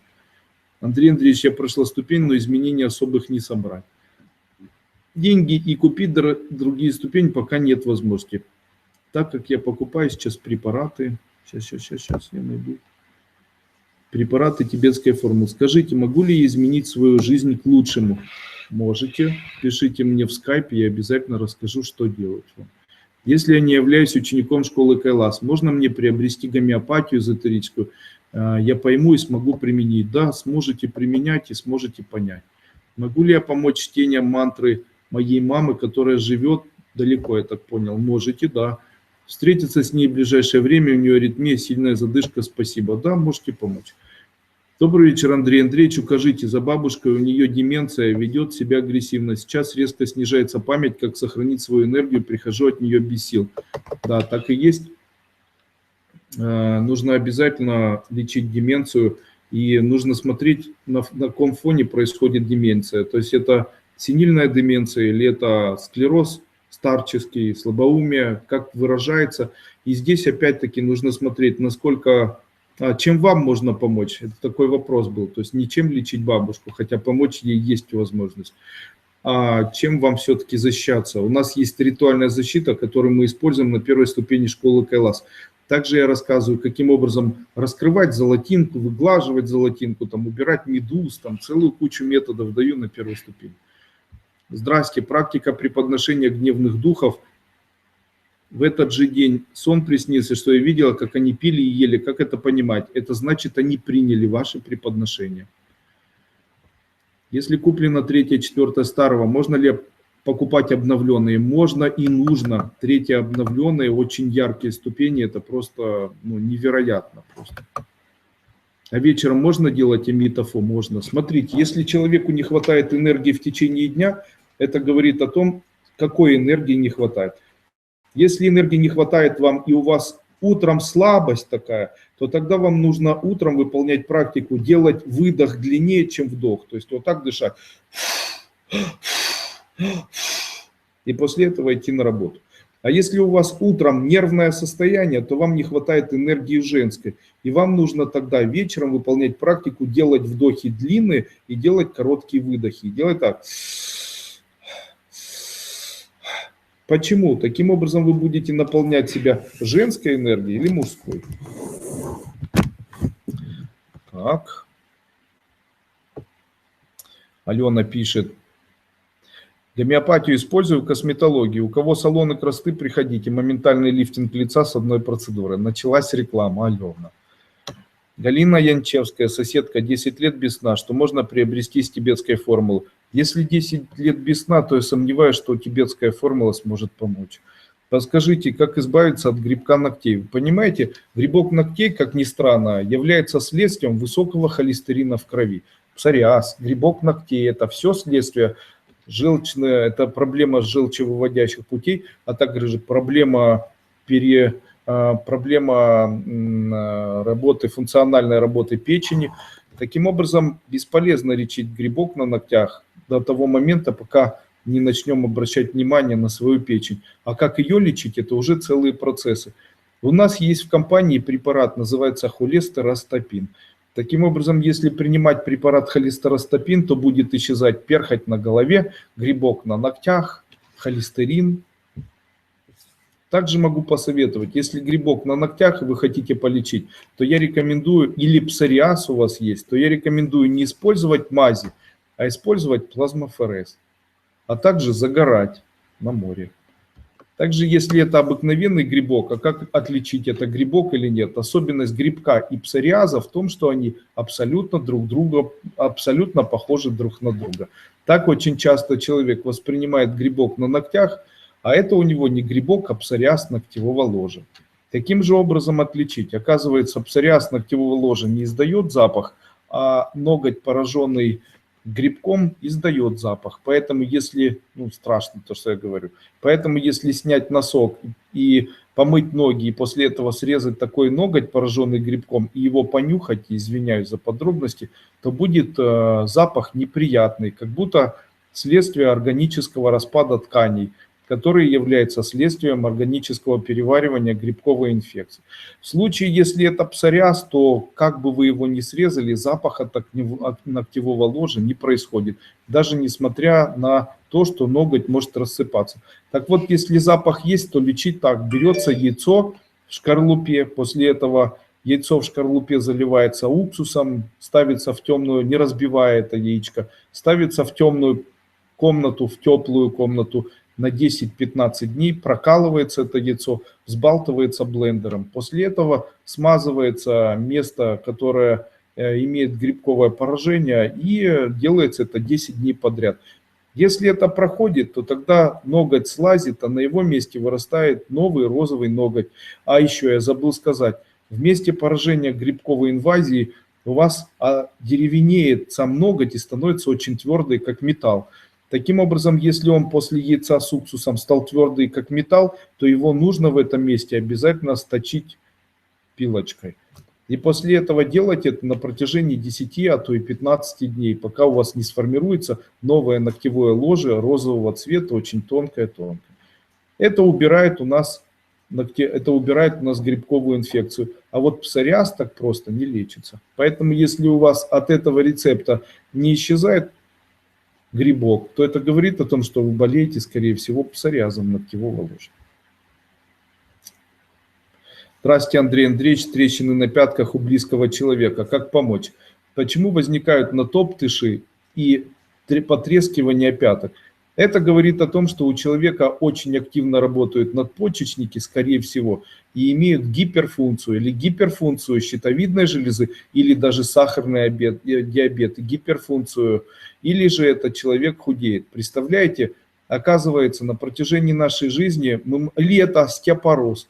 Таким образом, можно учесть основные элементы, которые могут привести к тому, что или стираются межпозвоночные диски, что может уменьшить размер человека. То есть вы были 1,80 м, и после этого почему-то из-за мной перечисленных факторов вы стали меньше размером. Куда деваться кожа? Эта кожа должна куда-то деваться? Должна. Куда она девается? Она просто спадает с нашего тела, и она становится немножечко, на полмиллиметра, на 1 миллиметр, на 3 миллиметра, начинает увеличивать объем кожи, которая есть на пятке.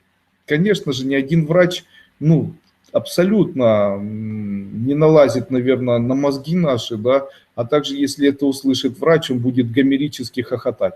Тем не менее, знаете, проблема этого есть, человек действительно уменьшается в росте. Это может быть следствием длительного лечения гипертонии у человека, потому что гиперстензационные препараты выводят биокальций из организма, который фактически является частью костей. Эти кости становятся меньше в размерах, происходит деформация коллагенов суставов, человек становится меньше и меньше, у него начинают пяточки выезжать в обуви, увеличивать размер, и эти натоптыши являются следствием перегиба и даже искажения кожной системы этих пяток. Чем это все можно убирать? Выявлять, во-первых, первопричину, но самый простой способ – это лечение при помощи алоэ. Человек берет алоэ вера, после этого берет это алоэ и в блендере или столетник, берет или юку, можно тоже использовать, берет юку, алоэ или столетник и перемалывает на блендере, делая из этого пасту. После этого сколько пасты, столько добавляется водки.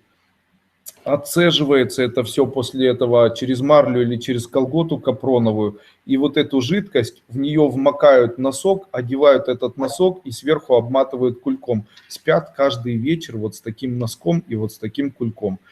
Трещины стопы зарастают очень быстро, при этом кожа на стопе перестанет грубеть, и кожа становится розовой, очень красивой. Очень рекомендую данный способ. Можно ли вылечить остеомиелит в ноге? Болеет 25 лет, есть у нас такие препараты, которые можно лечить. Пишите мне в скайпе. Вы сказали, что деменция, болезнь Альцгеймера лечится. Скажите, пожалуйста, можно ли помочь бабушке? Поддерживаю ее гомеопатией. От ноотропов отказалась. Напрасно. Ноотропы нужно применять, иначе процесс деменции будет усиливаться. Альцгеймера лечится и ноотропными препаратами, можно ли каким-либо образом лечить? Тибетская медицина говорит о том, что лечение данного заболевания происходит при лечении настойкой гинкобилоба и настойкой радиолы розовой. Таким образом, если бабушке давать настойку радиолы розовой и гинкобилоба в равных пропорциях, то можно бабушке помочь. Считается, что мозг человека не стареет, если человек пьет настойку двух компонентов гинкобилоба, радиола. У нас в нашей компании есть такой препарат, называется Бирол. Это настойка гинкобилоба и радиолы. И особенность такая в гинкобилобе, оказывается, есть два вида гинкобилоба. Это девочка дерева и мальчик дерева. И оказывается, что для того, чтобы сделать настойку, то нужно использовать гинкобилоба в виде сырья маленькие деревья, которые обычно вырубывают рядом с большими деревьями, а вот настойка из больших деревьев не подходит. Почему? Если сделать настойку из дерева девочки, которая выше, а не из дерева мальчик, могу путать, то тогда настойка имеет совершенно другой вкус, и тогда нету того запаха и нету того действия. Оказывается, эта настойка, она может иметь влияние только в том случае, если сырье гинкобилоба изготовлено или собрано определенным образом. Это очень важно. Даже листочки измеряют прям линейкой, и считается, что если листик больше, там, чем нужно, то настоечку не используют. Именно поэтому данная настойка достаточно дорогая. Естественно, когда собирают сырье сейчас, то собирают в рощах гинкобилобы со всех подряд деревьев и пытаются этим там помогать человеку. Это неправильно. Мы берем сырье в Ялтинском ботаническом саду, а также берем сырье там специальных производителей, которые знают, каким образом это собирается. Андрей Андреевич, скажите, пожалуйста, можно ли выправить большой палец на ноге, если он был сломан давно и стал кривой? Есть массаж.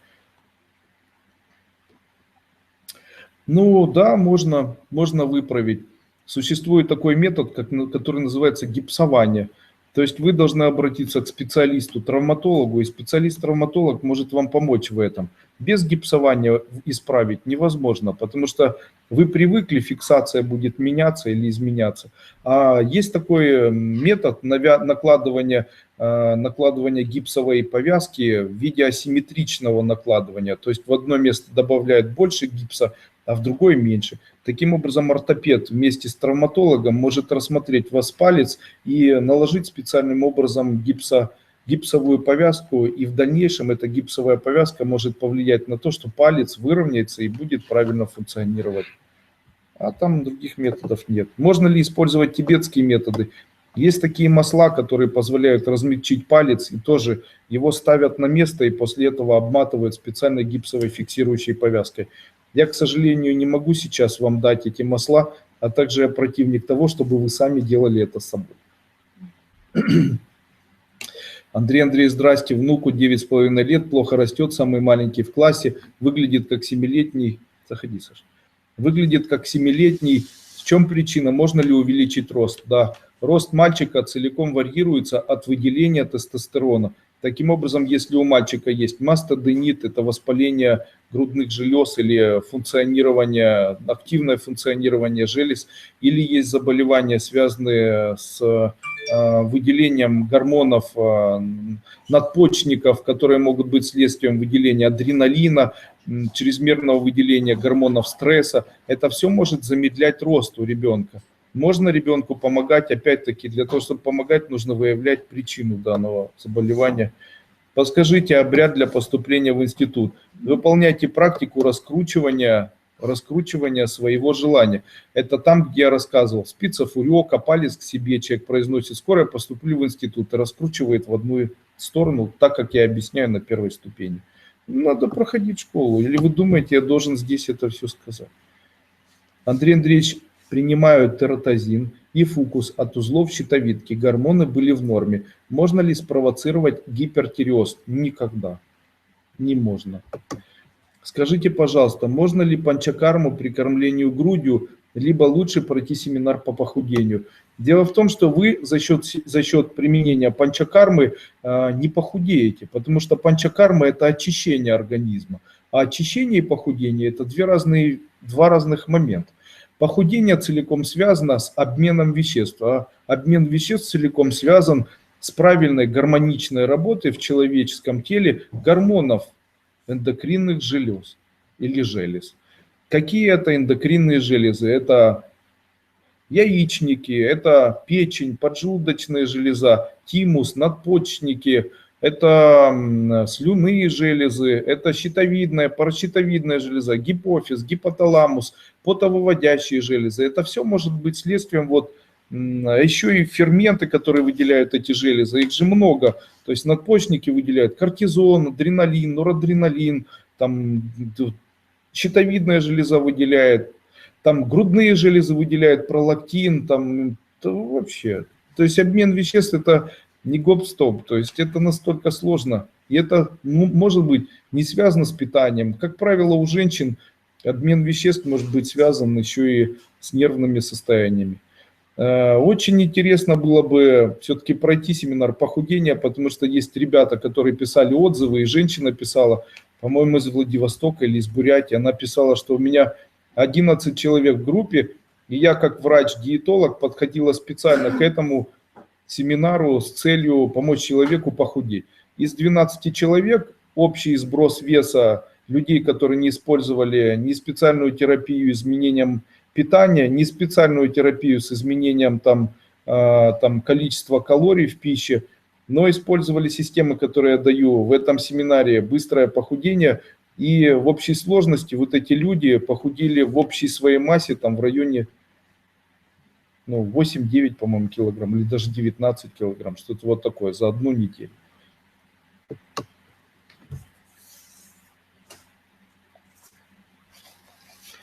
Здравствуйте, пожалуйста, как избавиться от белых пятнышек на теле, цветной лишай.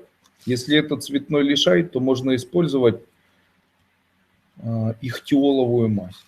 Цветной лишай с легкостью лечится ихтиоловой мазью. Если есть диагноз цветной лишай, лечить ихтиолкой. Также ихтиолка убирает такие заболевания, как грибковая инфекция.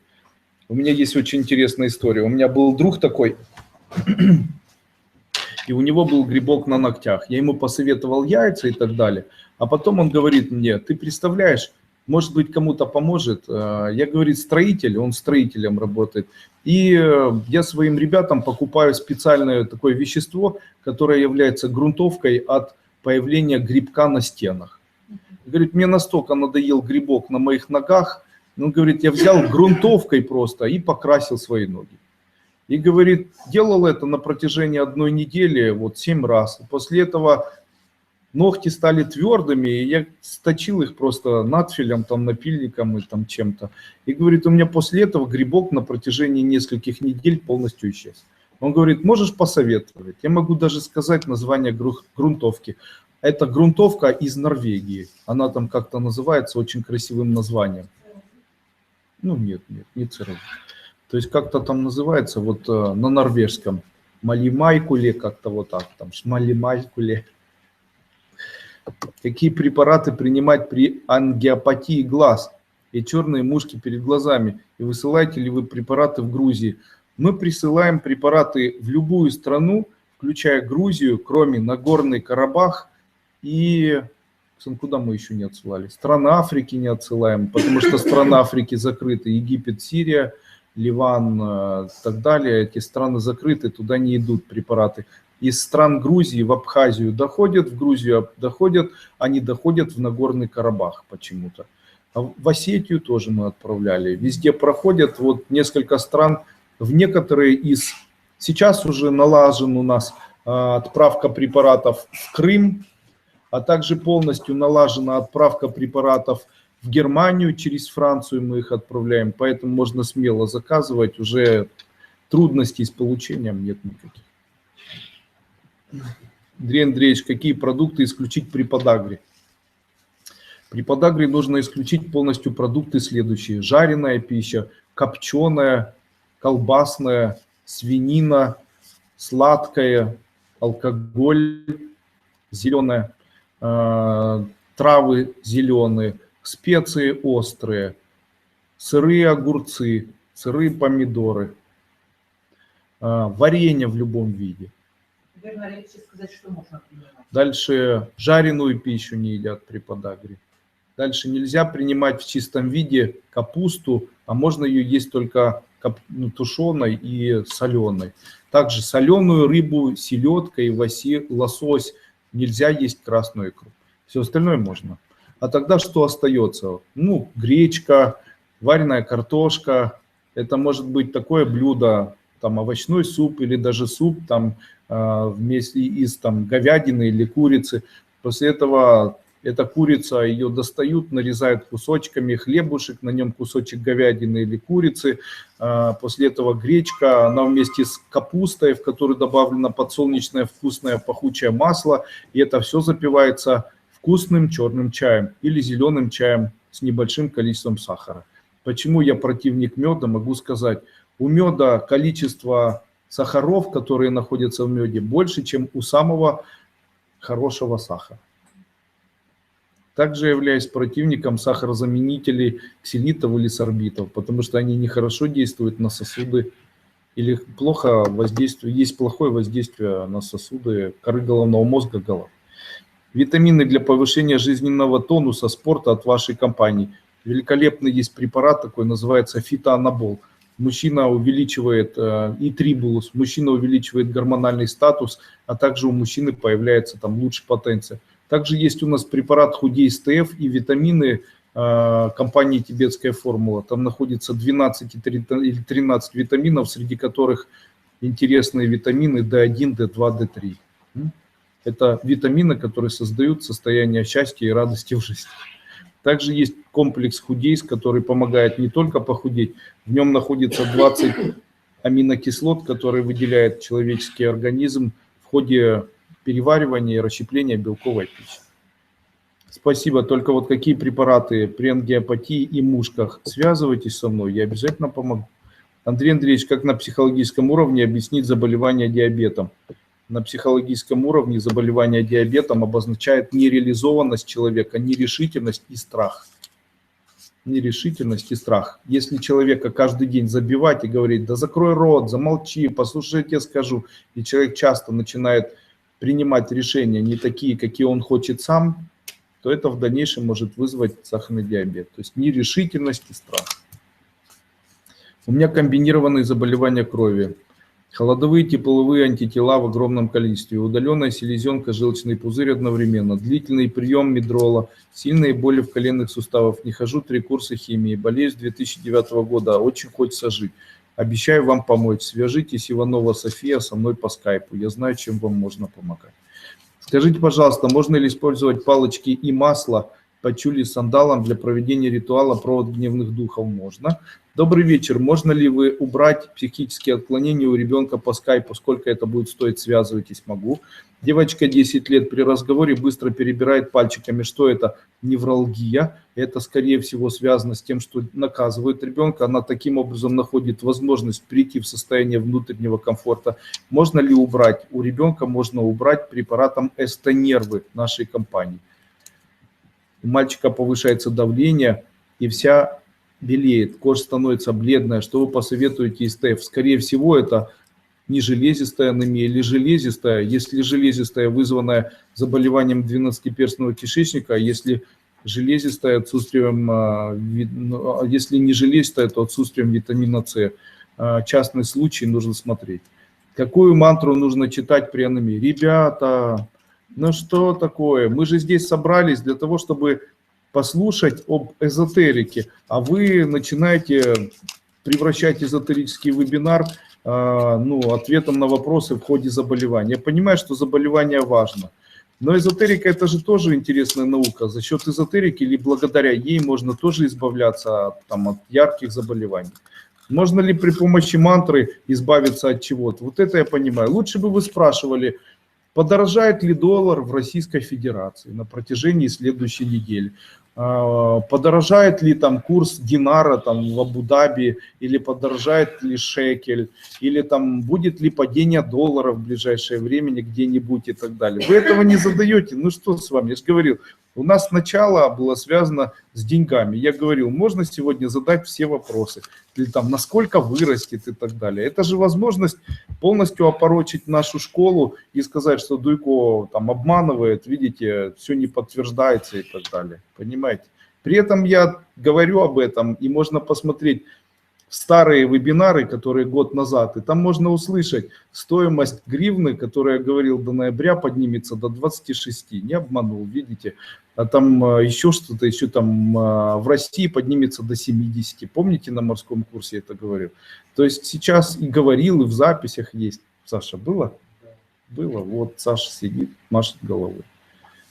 Будет ли падение евро? Нет, не будет в ближайшее время. Где, скажите? В Евросоюзе не будет. Частые мигрени уже несколько лет. С чем это может быть связано? Андрей Андреевич, как быстро сдать квартиру? Стоит долго.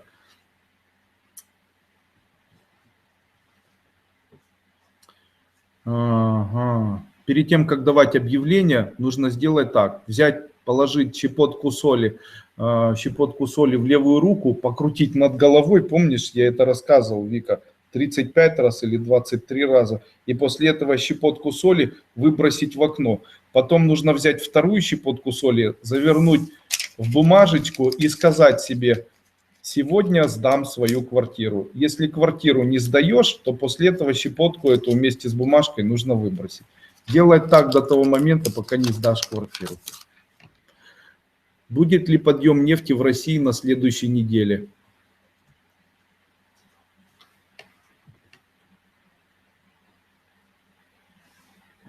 Нет, не будет подъема нефти на следующей неделе. Бизнес разовьется наконец-то, чуть не понял. Если вы делаете посвящение... Андрей Андреевич, можно... Боже, что ж так быстро? Когда в Украине закончится АТО? Когда в Украине закончится АТО? В Украине закончится АТО в тот момент, когда вместо одного президента на его месте станет другой президент. А также АТО закончится, когда в России выберут другого президента. А выберут ли другого? Да. Когда Россия выйдет из кризиса? Но вы еще не поняли, но дело в том, что в России кризиса нет. Дело в том, что кризис будет дальше, и я не имею права об этом говорить, чтобы не сеять панику, это асоциально говорить об этом. Дело в том, что вы, люди, которые живут в России, только входят в это состояние, вы просто не представляете, это как болезнь, а когда же будет лучше? И врачу неприятно говорить, что сейчас еще неплохо. У меня сегодня была женщина, которая сказала: ну когда же мне станет лучше? Я смотрел на нее, мне было ее жалко, я не удержался и сказал: вам сейчас неплохо. То есть то, что будет дальше, будет гораздо хуже, чем сейчас. Поэтому, наверное, ответил этим на вопрос какой-то. Да. А границы в Украине уже когда-то останавливаются? Дело в том, что вы меня компрометируете такими вопросами, они нехорошие, серьезно. И у меня просто... Мои знакомые – это очень высокопоставленные люди, и в свое время просто даже обещал там перед определенными службами не давать комментарии, а также никаким образом не говорить об этом. Объясню почему. Дело в том, что если я скажу, там будет падать, или я скажу, будет расти, то начинается… Я вам скажу так, гривна будет падать, рубль будет падать, и это не закончится в ближайшее время. Когда это закончится? Это не закончится в ближайший год. Поэтому, ребята, все остальное это уже вы там додумываете. Да, соотношение большом. Андрей Андреевич, в этом году будет хуже, чем в прошлом. Сори, что пришлось это говорить. Андрей Андреевич, в какой сфере на сегодняшний день лучше начинать бизнес? Строительство или туризм? Вы понимаете, есть такая особенность. Она называется эзотерика. Человек не имеет конкуренции, если он выходит на определенный духовный уровень. Он живет вне конкуренции. Таким образом, если твоя духовность поднимается, ты живешь вне конкуренции. Если ты конкурентный, то тогда чем бы ты занимался, ничего получаться не будет. Почему? Конкуренция в физическом мире – это значит быть сильнее, быть богаче, быть, наверное, сексуальнее, быть, наверное, моложе, быть агрессивнее, быть там еще каким-то. И это быть конкурентным на уровне физической энергии.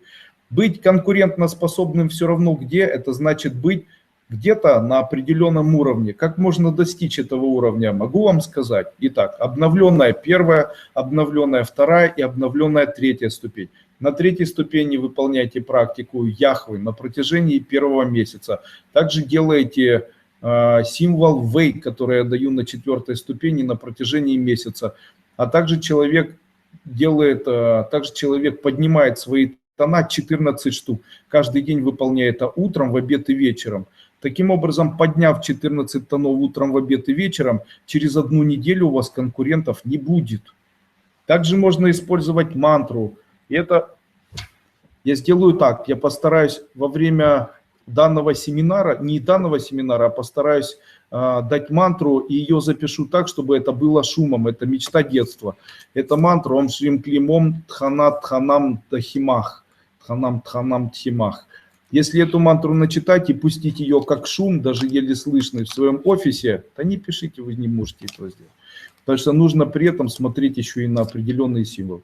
Если это начитать и после этого включить в виде шума, который я дам вам, и постараюсь это дать на следующий, возможно, потому что вы потребитель, а я производитель. Возможно, если включать это во время общения в скайпе, включать это во время там в офисе где-то у себя или еще где-то, то это увеличит приток людей в несколько сот раз. Прикольно, да?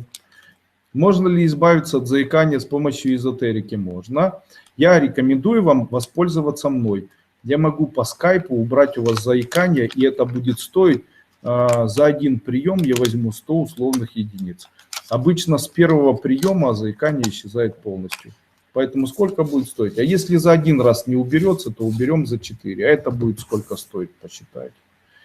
Андрей Андреевич, я еду в Голландию в отпуск в середине апреля. Какая будет погода? Будет очень тепло, смело едьте. Снимаем квартиру, хозяйка постоянно поднимает цену. Как можно остановить это? Делайте ей мысленно подарки. Помните, я говорил, делайте преподношения в виде мысленных преподношений хозяйки. Делайте ей подарки. Сейчас плотно обучаясь интернет-бизнесу. Будет ли успех? Нет. Но это не значит, что вы не должны плотно заниматься обучением интернет-бизнеса. Во время вашего предыдущего вебинара при шуме очень сильно чесалось горло в районе щитовидки. Порча стояла такая. Долго ли еще будет у власти президент Белоруссии? После него будет его посредник. Долго. Все покупали семинар ясновидения и предсказывали курсы валют и так далее, чтобы не компрометировать. Пожалуйста. Там, знаете, что пишут? Дуйко сказал, что Крым когда-то там бла-бла-бла-бла. Ребята, я ни при чем. Я не знаю, почему Крым будет там принадлежать одним или другим и так далее. Но вы можете мне не доверять и даже плюнуть в мою сторону. Во-первых, я не сказал, в каком году. Во-вторых, я знаю точно, что это будет. Понимаете? Вот когда он будет, никто не скажет, что Дуйко этого говорил. А вот пока он, ну да, каждый готов плюнуть в сторону мою там, и так далее. Я ни при чем, вы понимаете, я на 1-й ступени рассказываю, как снимается информация. Делайте это, слушайте. Кто-то лучше снимает, кто-то хуже. Особенность моей жизни заключается в том, что я не ошибаюсь. В этом и особенность хорошего бизнеса и так далее. Наверное, поэтому и была создана школа, чтобы научить человека делать то же самое. Семинар хороший, но много вопросов одинаковых. По существу, пожалуйста, все в ступенях. Точно. Что и куда она делась, эта порча? Она никуда не делась. Мы ее при помощи этого звука полностью убрали. Звук звучал такой. Это 1000 раз повторенная мантра Ом Ахум Ваджагуру Падмасидхи Хум. Андрей Андреевич, мой прогноз, курс доллара на февраль 2017 года 125 рублей. Я прав или нет? Нет, меньше будет. Андрей Андреевич, работаю в агентстве недвижимости, делать практику засевания зерна на каждый объект и запечатывания. Супер, будет работать. Еще не забудьте делать раскручивание. Хочу начать свой бизнес, будет ли у меня успех? Будет, да.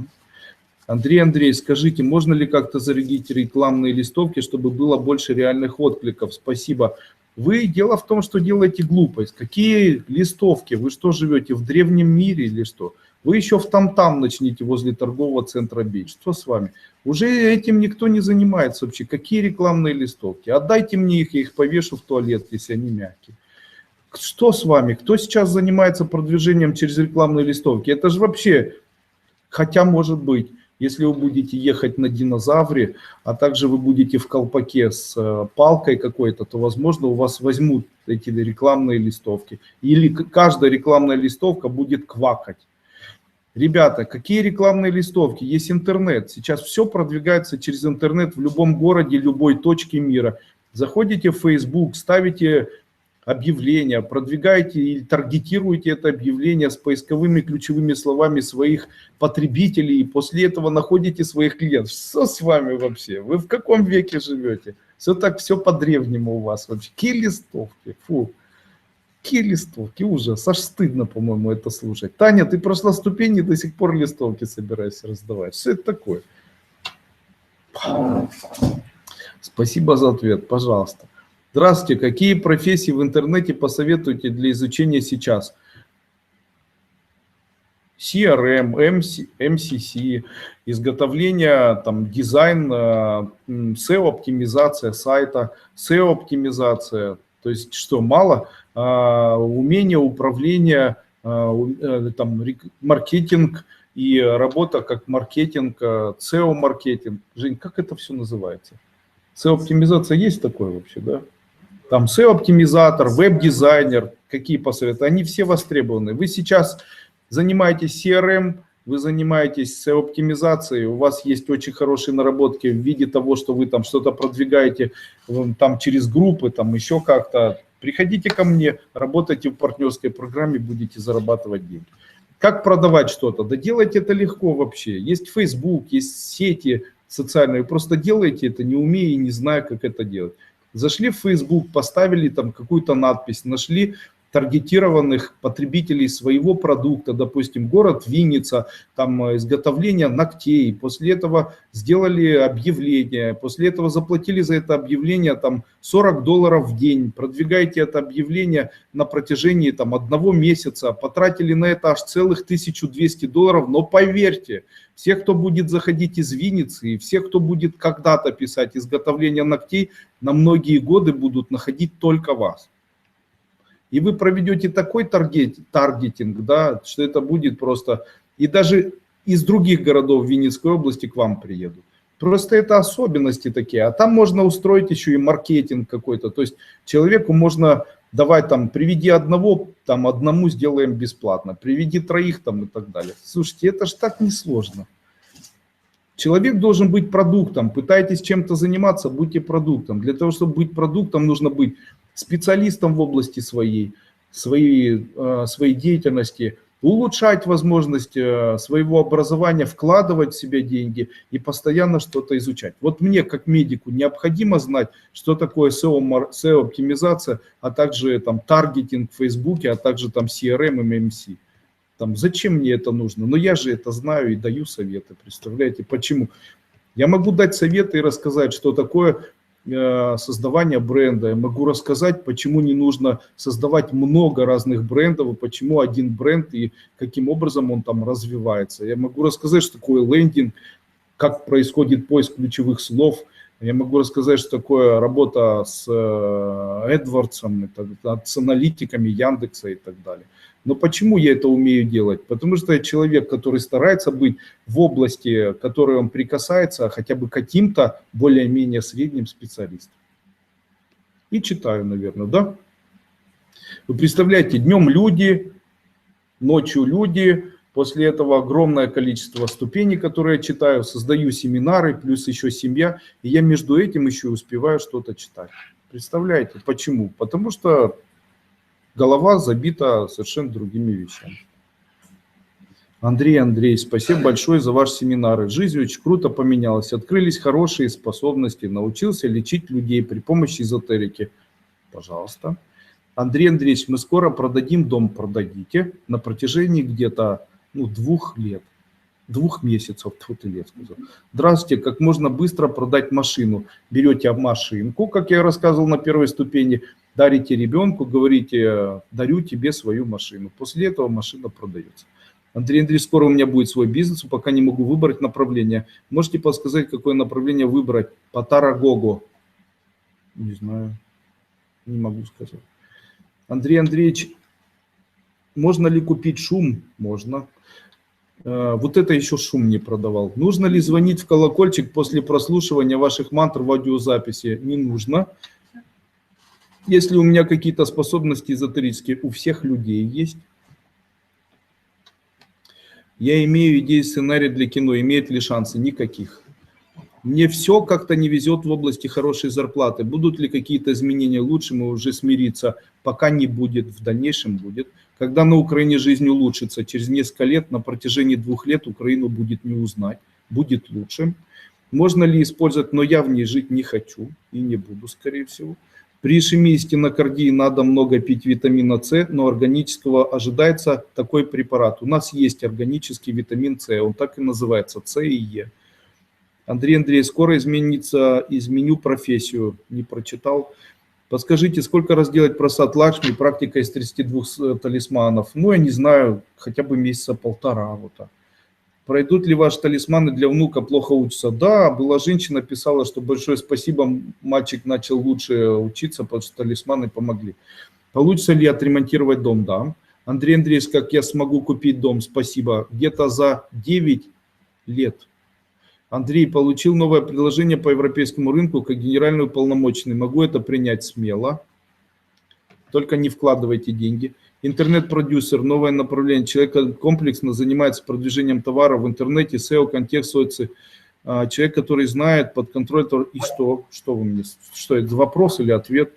Ваш голос практически всегда засыпаю. Я гипнолог. У меня просто голос так поставлен, что под меня падает человек. У меня же привычка. Буду ли я жить в своей отремонтированной квартире? Будете. Как пройти первую ступень мои действия? После того, когда вы здесь закончите общение, у нас закончится вебинар, вы напишите обязательно «Хочу приобрести первую ступень школы Кайлас». Вам ответит Евгений Дуйко и даст вам либо партнерскую ссылку для скачивания, либо напрямую с вами свяжется. Если у вас не получится связаться со службой поддержки, то вы можете напрямую связаться со мной, написав мне письмо. Смотрите, здесь сверху есть, по-моему, помощь онлайн с правой стороны. Вы можете нажать на вот эту помощь онлайн и после этого перейти, там, покупка ступеней и так далее. Андрей Андреевич, можно сдать квартиру по сайту туристам? Не знаю, стоит ли начинать такой бизнес. Не стоит вообще начинать. Это настолько сложно, вы даже не представляете. Андрей Андреевич, не получается продать участок у моря. Как долго, часто... Ой. Практики по продаже, что продался в этом году. Я постараюсь сделать даже так. Есть такая мантра, ее давал на 4-й ступени последняя. Говорил, мантра, исполняющая желание. Она есть в каком-то семинаре, я просто не помню в каком. Там, где желание, нужно произносить, продам свой дом. Можно заниматься автомобильным бизнесом? Можно. Сейчас безработные последние работы обманывают работодателей. Нужно быть специалистом незаменимым. Смогу я встретиться со своей мамой? Мы не виделись 20 лет, успею ли? Она старенькая. Едьте к маме, успеете. Здравствуйте, в этом году выйду замуж, живем вместе 7 лет, не выйдете. Получится выйти замуж Кудюсова, скорее всего будете встречаться, может быть замуж не выйти. Сын не может найти работу, находится в депрессии, живет в Финляндии. Найдет ли? Найдет. Плохую найдет. Получится ли круто разбогатеть? Спасибо, не ответьте на вопрос. Смогу ли я зарабатывать больше в этом году? Да. Андрей, заняться автомобильным бизнесом, занимайтесь. Изучаю астрологию, помогут талисман для образования, поможет. Как продать дом у нас продается, уезжает конкуренция. Не понял. Конец. Итак, я поздравляю вас. На этом заканчивается ответ на вопросы. Вы понимаете, каждый этот вопрос это 100 мной заработанных долларов. Получается, отвечая на такие вопросы в обыкновенной жизни, я за каждый такой вопрос беру 100 долларов. Вот посчитайте, сейчас 10 вопросов ответил, я их ответил штук на 30. Это 3000 долларов, представляете? А у меня есть такие люди, которые платят больше. Приятно, боже, как приятно. Поотвечал на вопросы, а потом убегай. Почему? Ну, а если неправильно, потом же находят. А вы знаете, особенность жизни заключается в том, что я 5 лет на одном месте и никуда не переезжаю. Почему? Не боюсь отвечать на вопросы. Найду ли вторую половинку в этом году? Да, скорее всего. Выйду ли я замуж? Не быстро, но с мужчиной будете уже до весны начнете встречаться. Сейчас безработные, всегда работодатели обманывают, будут обманывать. После долгого одиночества получилось с мужчиной, нам по 50 лет. Поздравляю вас. Андрей Андреевич, как мой бизнес активно пойдут, когда в мой бизнес активно пойдут деньги? Ой, Дима, что-то вообще там совсем... Андрей, работаю певицей, выступаю на сцене, также работаю бэк-вокалисткой. Подскажите, можно увеличить свою востребованность, поток чаевых денег? Проходите, у меня есть семинар «Эзотерика для бизнеса», очень рекомендую. Могу ли я уехать жить на Кипр? Да, можете уехать. Подключилась к вашей партнерской программе, пытаюсь заработать на первую ступень, получится? Получится. Выйду замуж в этом году? Скорее всего, да. Наташа, ты же встречаешься сейчас уже. Еще раз добрый вечер. Скажите, связано ли как-то финансовое благополучие и карьера связана? Подскажите, что нужно сделать внуку 2 года, родители, границ стал относительно агрессивным, до этого все было замечательно, обряд надо провести, у меня заказать. На деньгах, не в деньгах счастье, правильно, не в деньгах счастье, счастье в семье и в количествах денег. Несчастье – это когда денег нет и жить не на что. Не в деньгах счастье, а счастье в том, что есть несчастье. А несчастье заключается в том, что денег нет, их невозможно заработать. И у человека есть куча программ, он не может. И он пытается это сделать, и у него нигде не получается. И нужно платить за квартиру, и нужно уезжать в деревню. В деревню приезжает, там заниматься нечем. И такая красивая молодая женщина начинает копать картошку, ломать свои зубы, губы, здоровье портится, за все нужно платить. И это все, это ужас жизни. Так вот, для того, чтобы иметь не ужас жизни, нужно быть энергетически конкурентным, повышая определенные уровни своей философии и духовности.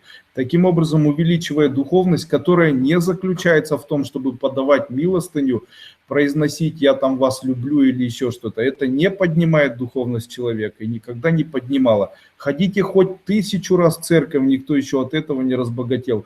Делайте йогу там любую, дышите носом или там ногами, ртами, и делайте цигун, никто от этого богаче не стал. Но вот изменить свою философию и изменить ее, начать быть конкурентоспособным в духовном мире, это все может привести вас к появлению в вашей жизни ярких денег. Дальше, без мотива, без последовательности мотивации, о которой я говорю на 3-й ступени, чертовски богатым не будешь. Есть элементы последовательных коммуникаций. Если их не соблюдать, то в дальнейшем богатства большого не будет. Хоть хочешь этого, хоть не хочешь, бесполезно. Также я рассказал на 3-й ступени, почему там Оша, почему мужчины изменяют, почему Оша город не получился, почему Аэровиль обвалился и туда люди не едут. Всему это объяснение есть. Начнем ли мы нормально зарабатывать деньги? Кто такие мы? Вы понимаете, как для меня, так каждый человек является, наверное, индивидуальностью. Если вы живете как мы, то тогда не начнете. То есть у всех плохо, у меня хорошо. Всем не везет, мне везет. Если вы все, то тогда у вас нет шанса. А кто сказал, что вы все? Вы сами в это поверили. Если вы все, то вы со всеми. Если вы индивидуальность, то вы точно не как все. Но разве это не правда?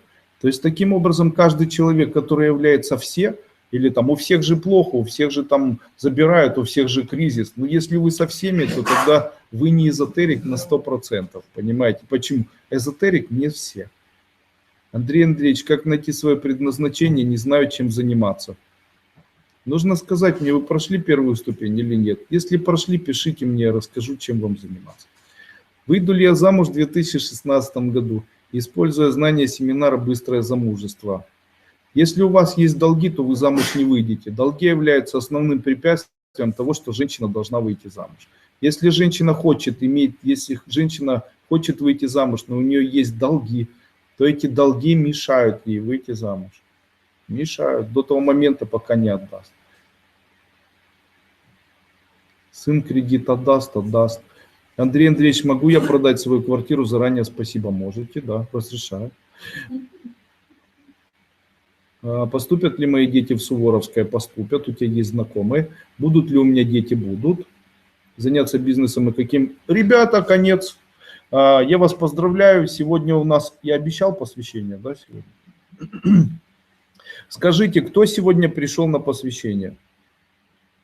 Ой, у вас палец, скорее всего, так, я смотрю на палец у вас, это, скорее всего, у вас тромбоз сосуда. Это не артрит и не подагра, это тромбоз. Артериосклероз пальца. Это у вас артериосклероз пальца. Где вы его такой взяли? Красивый такой, пока не синий еще. Уеду ли я жить в Аргентину или будет ли у нас там собственный дом? Скорее всего, уедете. Смогу ли я зарабатывать больше в этом году? Да, чуть-чуть. Пожалуйста, от чего в квартире трещит периодически бытовая техника? Нервничайте очень сильно, нервничайте. Нельзя нервничать, быть добрыми. Начнется ли наконец работа по стройке у мужа? Ну нет, так быстро не начнется. Уеду ли я жить в Аргентину, будет собственный дом? Уедете, не в этом году. Криптовалюта называется биткоин, ее признают в России. Поздравляю Россию, поздравляю биткоин, я причем. Итак, сейчас мы должны подготовиться к тому, чтобы сделать посвящение. Я сейчас зажгу палочку.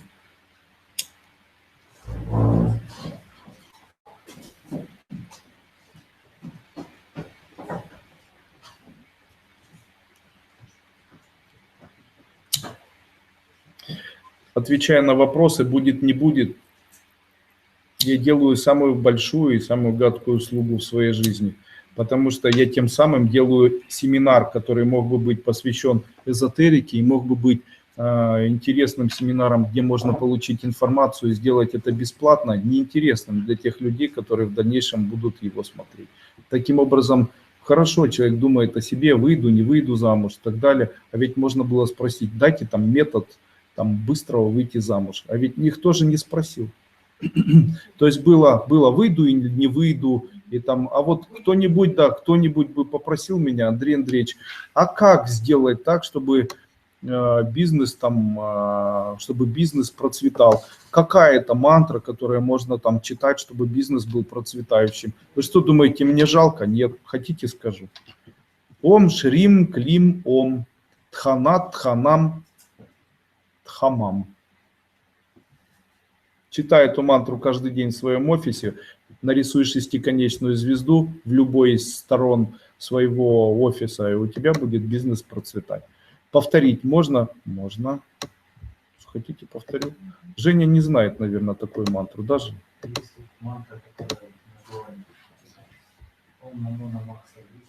Отправим сейчас, отправь. Сейчас мы вам отправим мантру. Это мантра исполнения желаний человека. Ну и что сказать? Мне везет. Смогу ли пройти вашу ступень в ближайшее время? Раз везет, можете точно. Скажите, скоро можем погасить долг? Сможете. Для того, чтобы погасить долг, нужно по чуть-чуть отдавать, а не ставить цель его не отдавать. Пойдет ли этот бизнес в Украине? Ага. Муж занимается биогазовыми установками, это очень дорогое удовольствие. Пойдет ли этот бизнес в Украине? Да, пойдет. Напишите, пожалуйста, скайп, e-mail Натальи Замойской. Напишите, пожалуйста, Евгений, скайп Натальи Замойской. Суд выиграл апелляционный по разделу имущества. Благодарю. Пожалуйста. Сделала, как вы говорили, чтобы найти работу с помощью соли. Пока еще нет результата. А что вам сказал, что надо это один раз сделать? Делайте чаще. Мантра исполнения желаний. Смотрите, вот мантра исполнения желаний, читайте ее 108 раз. И там, где слово желание, произносите хочу найти, там, скоро буду на работе, там, свое желание, скоро меня примут. Мне 53 года, выйду замуж, выйдете. Буду продолжать жить со своей половинкой, будете. Могу ли заняться своим бизнесом и каким? Хорошим. Дадут ли моему внуку в этом году детский сад? Нет. Почему? Не знаю. Скажите, пожалуйста, выбрать метод в эзотерике для привлечения большой суммы денег. Нужно купить квартиру, учениц первой ступени. Приедешь ко мне, Аня, я тебе расскажу. Напишите, пожалуйста, скайп, e-mail Наталья Замойская. Муж занимается биогазовыми, все ответил, по 2 раза занимаетесь. Я боюсь своего сына, поздравляю, дожились. Суд выиграю апелляционный по разделу имущества, благодарю. Как помочь детям удачно выйти замуж? Для того, чтобы ответить на эти все вопросы, вам необходимо пройти 1, 2, 3 и 4 обновленные ступени, обновленной ступени школы Кайлас. Сразу же стоит такой вопрос, Дуйкот, что издеваешься? Это 120 часов информации, по 30 часов, 4 ступени, это 120 часов. Я всегда задаю такой вопрос себе, Почему я делаю это так дорого? Почему люди получают это так дорого от меня? И не было бы легче отдать человеку это, чтобы он это получал бесплатно. Здесь ответ, он звучит так. Ой, не торопитесь. Здесь ответ, он звучит так. Вы представляете, сколько человек, вот у человека неприятности в жизни, у него не везет с бизнесом, у него ничего в жизни не получается, и у этого человека полное падение, крах, и вот так длится уже на протяжении 40 лет. И у него есть выбор продолжить свои следующие 40 лет в таком же режиме барахтания. Почему? Потому что всегда то, что было у тебя 40 лет, и ничего не менялось, будет и дальше 40 лет, и ничего не изменится. Только к этому прибавятся болезни, страдания и тяжелые состояния. И после этого человек говорит: Андрей, но это же дорого. Дорого для чего? Чтобы полностью изменить свою жизнь на 100%. То есть я не могу этого понять. То есть 40 лет, 20 лет, 30 лет, я не знаю, у кого какой возраст, ничего не происходило, и человек думает, что он своим мозгом, который не дал ему возможности 25 лет ничего сделать, может что-то сделать. Этого не произойдет. Почему? А я откуда вас знаю? Потому что есть особенность такая в том, что вы научились есть вилкой, вас научила мама или папа. То, что вы, девочки, сидите и ножки сдвигаете, кто-то из близких научил. То, что мальчик носит брюки, тоже кто-то научил. Зубы чистить, тоже кто-то научил. То есть в жизни обязательно были учителя. Правильно? Если в жизни были учителя, и жизнь это бесконечное обучение, то тогда есть смысл все-таки что-то изменить в своей жизни. Таким образом, много ли это или мало для того, чтобы изменить 40 лет невезения и превратить это в 40 лет следующего везения? Скажите, это дорого или дешево?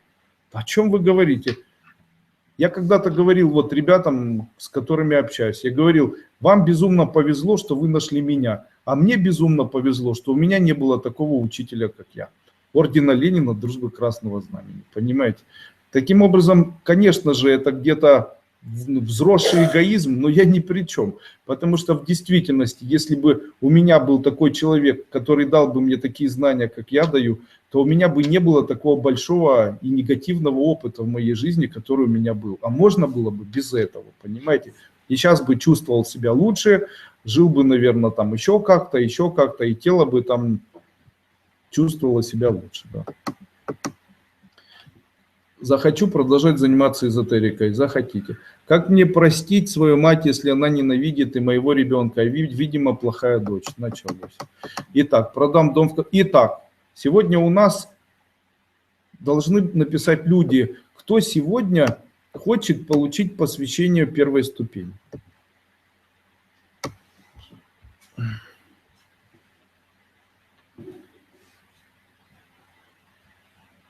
А если у меня ипотека, не выйду замуж? Нет, конечно. Галина, смогу ли я поехать на морские курсы? Да. Андрей Андреевич, можно ли вылечить пупочную грыжу без операции? На морском курсе могу поставить. Я боюсь своего сына, а делать-то что? Помогите. Ну, я же не виноват в том, что вы с ним живете. Бросайте все, переезжайте в другой город, выключайте телефон. Выделят ли мне деньги на съемок фильма в этом году? Нет, не выделят. Почитайте мантры для увеличения материального благополучия? Нет. Андрей Андреевич, скоро изменю профессию. Будет ли это успешным решением? Будет. Помогите? Нет. Андрей Андреевич, муж начинает бизнес гостиниц. Скажите, у него супер все будет вообще, верьте в него. Я хочу получить посвящение, супер. А скажите, кто хочет получить посвящение, вы прошли первую ступень школы Кайлас или только начинаете думать о том, что вам нужна первая ступень школы Кайлас? Хочу вам сказать, то, что вы получите посвящение, не пройдя школы Кайлас, это ни на что не повлияет. Вы не будете ни умнее, ни не умнее, не появится энергия, ничего не произойдет. Понятно? Будут ли дети у моей младшей дочери? Не знаю, наверное, может быть, с трудностями. На какой период можно рассматривать Германию как стабильную страну до постоянного проживания? На весь период своей жизни. Можете смело оставаться в Германии. Германия будет еще 1000 лет. Германия, Израиль, Америка будут всегда богатыми странами. Англия, Израиль, Америка – это будут страны, которые еще 1000 лет будут править миром. Все будет хорошо. Не будет ни Великого потока, ни Великого потопа, не обрушатся никакие молнии на эту землю. И не будет никаких там Третьей мировой волны со стрельбой там ядерными ракетами. Все это полная ерунда. Не будет такого никогда. Третья мировая война закончилась, уже все, расслабьтесь. Андрей, мне парень предлагает жить с ним. Не знаю, что делать. Предлагает, живите. Если не предлагает, не живите. Как можно так ответить на вопрос? Мне парень предлагает жить. Жить мне с ним или нет? Любишь – живи, не любишь – не живи. Это ж такое дело. Если противный, сорта воняет, пахнет от него нехорошо, деньги не зарабатывает. На кой он тебе, да, начинать вообще? Предлагает жить. Что это такое за жизнь такая? Что значит предлагает? Я не могу понять. Пошли в кино. Пошли в кино, давай ухаживать, на тебе конфеты, вот цветы, давай тебя на машине покатаю. Понимаю это. А это что еще? Давай мы с тобой будем жить. Как это? Как это вообще? Как это? Ты будешь жить у меня на квартире, я буду тебя за это...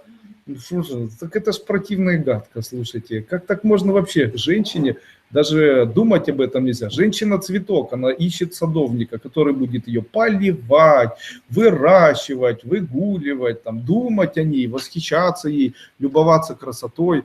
А женщина должна становиться у зеркала и крутиться. Говорит, и с этой стороны красиво, и с этой, и какие бедра у меня, и какие попы большие и так далее. Все супер вообще. Вот если это есть, то тогда женщина обожает мужчину. У меня есть мужчина, который говорит мне, у меня такая красивая Оксана, она такая большая. Я когда Оксану увидел, не мог поверить, что такие люди вообще могут быть. Он ее любит. А он ее любит. Я говорю, она же большая. Он говорит, слушай, зато я никогда не разобьюсь об такую худую, как все остальные. Я говорю, от чего ты взял, что там нужно разбиваться об кого-то вообще?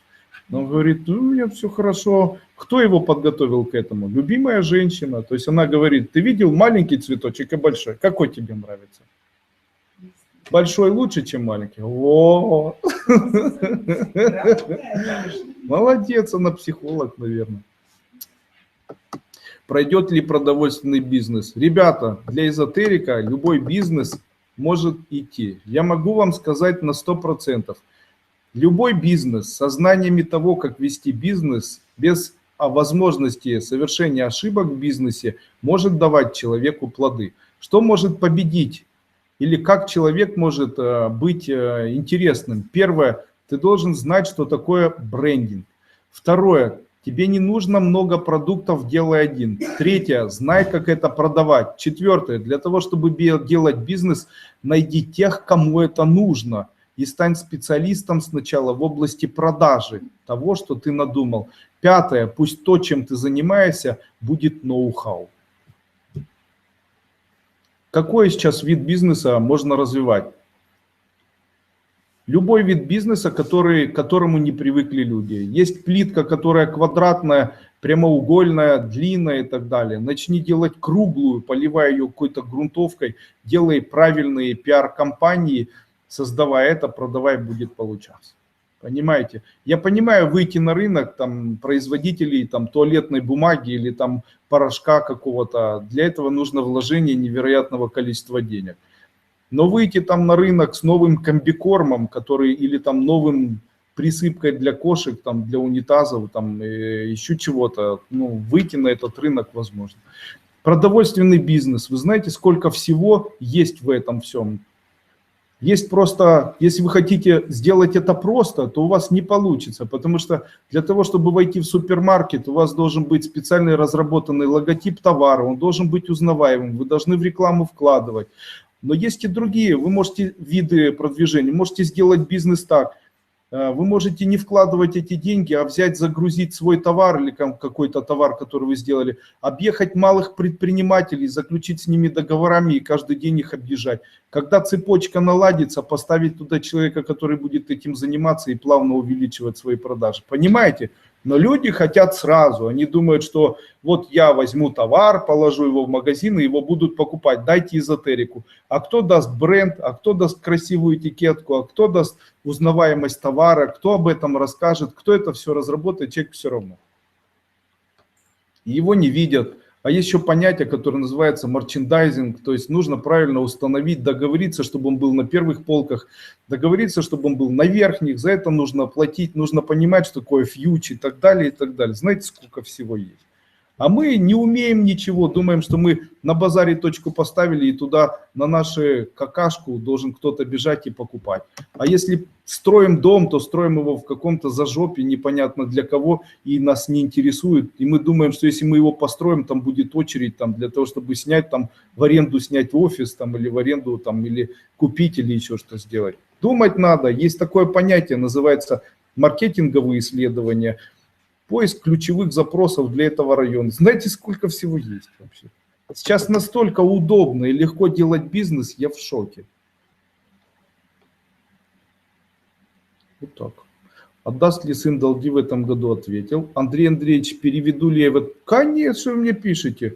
Итак, ставим указательный палец правой руки перед собой. Кто не проходил первую ступень, может ставить, может нет, все равно. Делаем вдох. Дотрагиваемся до лба, делаем выдох, не закрываем глаза, убираем палец, закрываем глаза.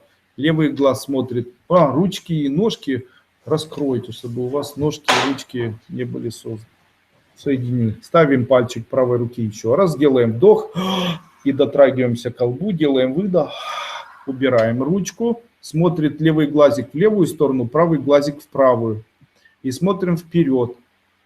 Нашим сознанием появляется темнота, пустота и объем. Делаем вдох, делаем выдох, открываем глазки, ставим пальчик, делаем вдох, дотрагиваемся до лобика, глаза не закрываем, делаем выдох, убираем пальчик, закрываем глаза, смотрит левый глазик в левую сторону, правый в правую, сознание смотрит вперед. Скажите, есть ли объем? Появляется ли объем? Он должен появиться. Делаем вдох и делаем выдох. Открываем глаза, ставим пальчик перед собой, делаем вдох, дотрагиваемся к лбу, делаем выдох, убираем ручки, закрываем глаза. Левый глазик смотрит в левую сторону, правый в правую. Сознание смотрит вперед. Делаем вдох, делаем выдох, открываем глаза. Что такое посвящение школы? Обычно наша мембрана, тянущая постоянно состояние прошлого, не дающая нам реализовать настоящее, или мембрана того, что мы все время думаем о будущем, это все создает некую пелену, которая называется майя. Она в голове находится в виде темного пласта событий прошлого, событий будущего. Когда человек энергетически раздвигает этот пласт поворачивается и расширяет сознание человека, при этом появляется объем сознания. Данный объем сознания приведет к тому, что в свое время говорил Будда Гаутама: опустоши сосуд, и я его наполню.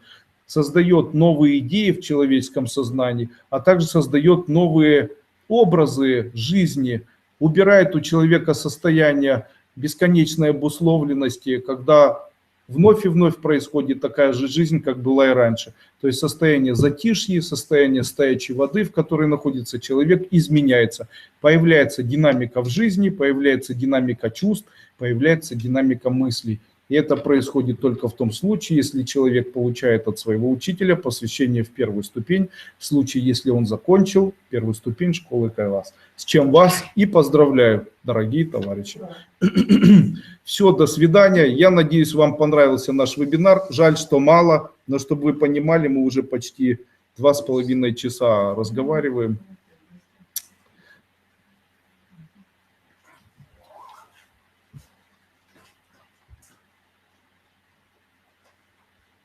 Андрей Андреевич, уедем ли мы на ПМЖ в Нидерланды в следующем году? Нет. Мама мужа будет очень возмущаться, повлияет на решение вашего мужа. Дайте мантру, чтобы удалось выиграть лотерейный билет. Никогда. Большое спасибо. Изюминка для фэн-шуй. Никаких изюмов. Андрей Андреевич, есть ли смысл ехать на морской курс, не пройдя первую ступень? Есть. Вы давали книгу, читайте. Шифу-учитель, прибор ТФ. У нас есть прибор, который может сканировать ауру.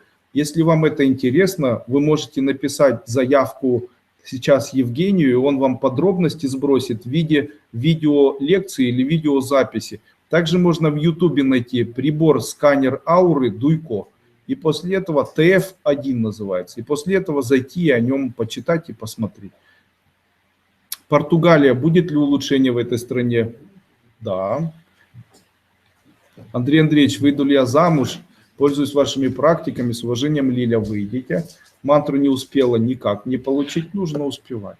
В этом особенность. Знаете, в мире физических людей нужно быть конкурентоспособным, быстрее, кусаться сильнее, отпихивать ногтями, ругаться, матюкаться, быть сильным, не уставать, быть сексуальным, одеваться дорого, ездить на Мерседесе. Иначе вы не конкурентоспособные люди. Что может создать предпосылки конкурентной способности?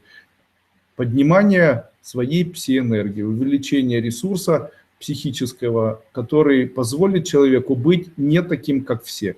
Потому что конкурировать как все или быть как все у вас не получится. Евгений, 1 минуту назад, скоро продам свой магазинчик. ТФ1, выиграю ли я крупную сумму в лотерее? Даже без вариантов. Даже не думайте об этом. Никогда не выиграете вообще. Даже не тратьте деньги. Даже не думайте в эту сторону. Не получится. Буду ли зарабатывать деньги на работе? С трудом. Андрей Андреевич, поеду я в этом году в другой город? Да. А может и нет, не знаю. Это что за вопрос вообще? Значит, поеду ли я в другой город? Сел и поехал. Ну да, сел и поехал. Буду ли зарабатывать деньги на работе? С трудом. Когда на Украине жизнь улучшится? В течение этого года и следующего. Когда поменяют человека, который на посту стоит. Андрей Андреевич, приеду ли я в этом году в другой город? Выйду ли я замуж в этом году? Все, ребята, выйдите замуж. Все, кто хочет выйти замуж, да будет так, выйдите замуж.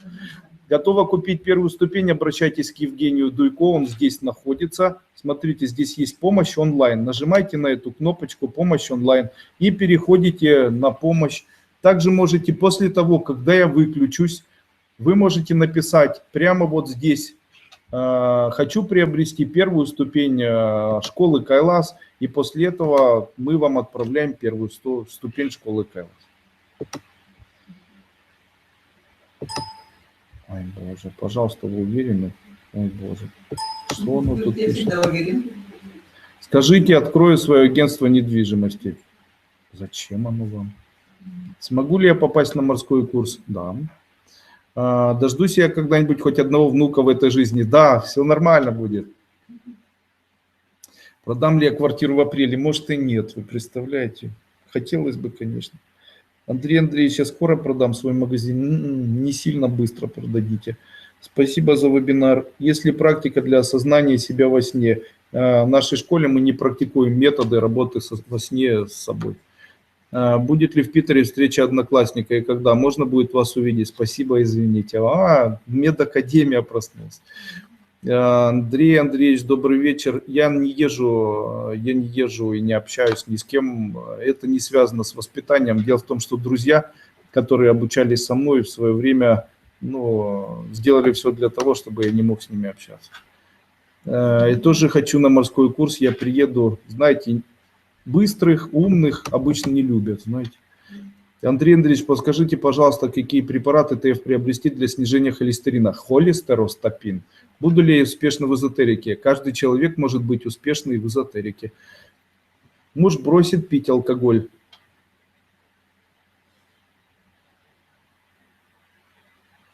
Да. Заниматься ли призовыми автоматами? Смело. Немного заработайте. Встречу когда-нибудь своего человека 7 лет одна, встретитесь.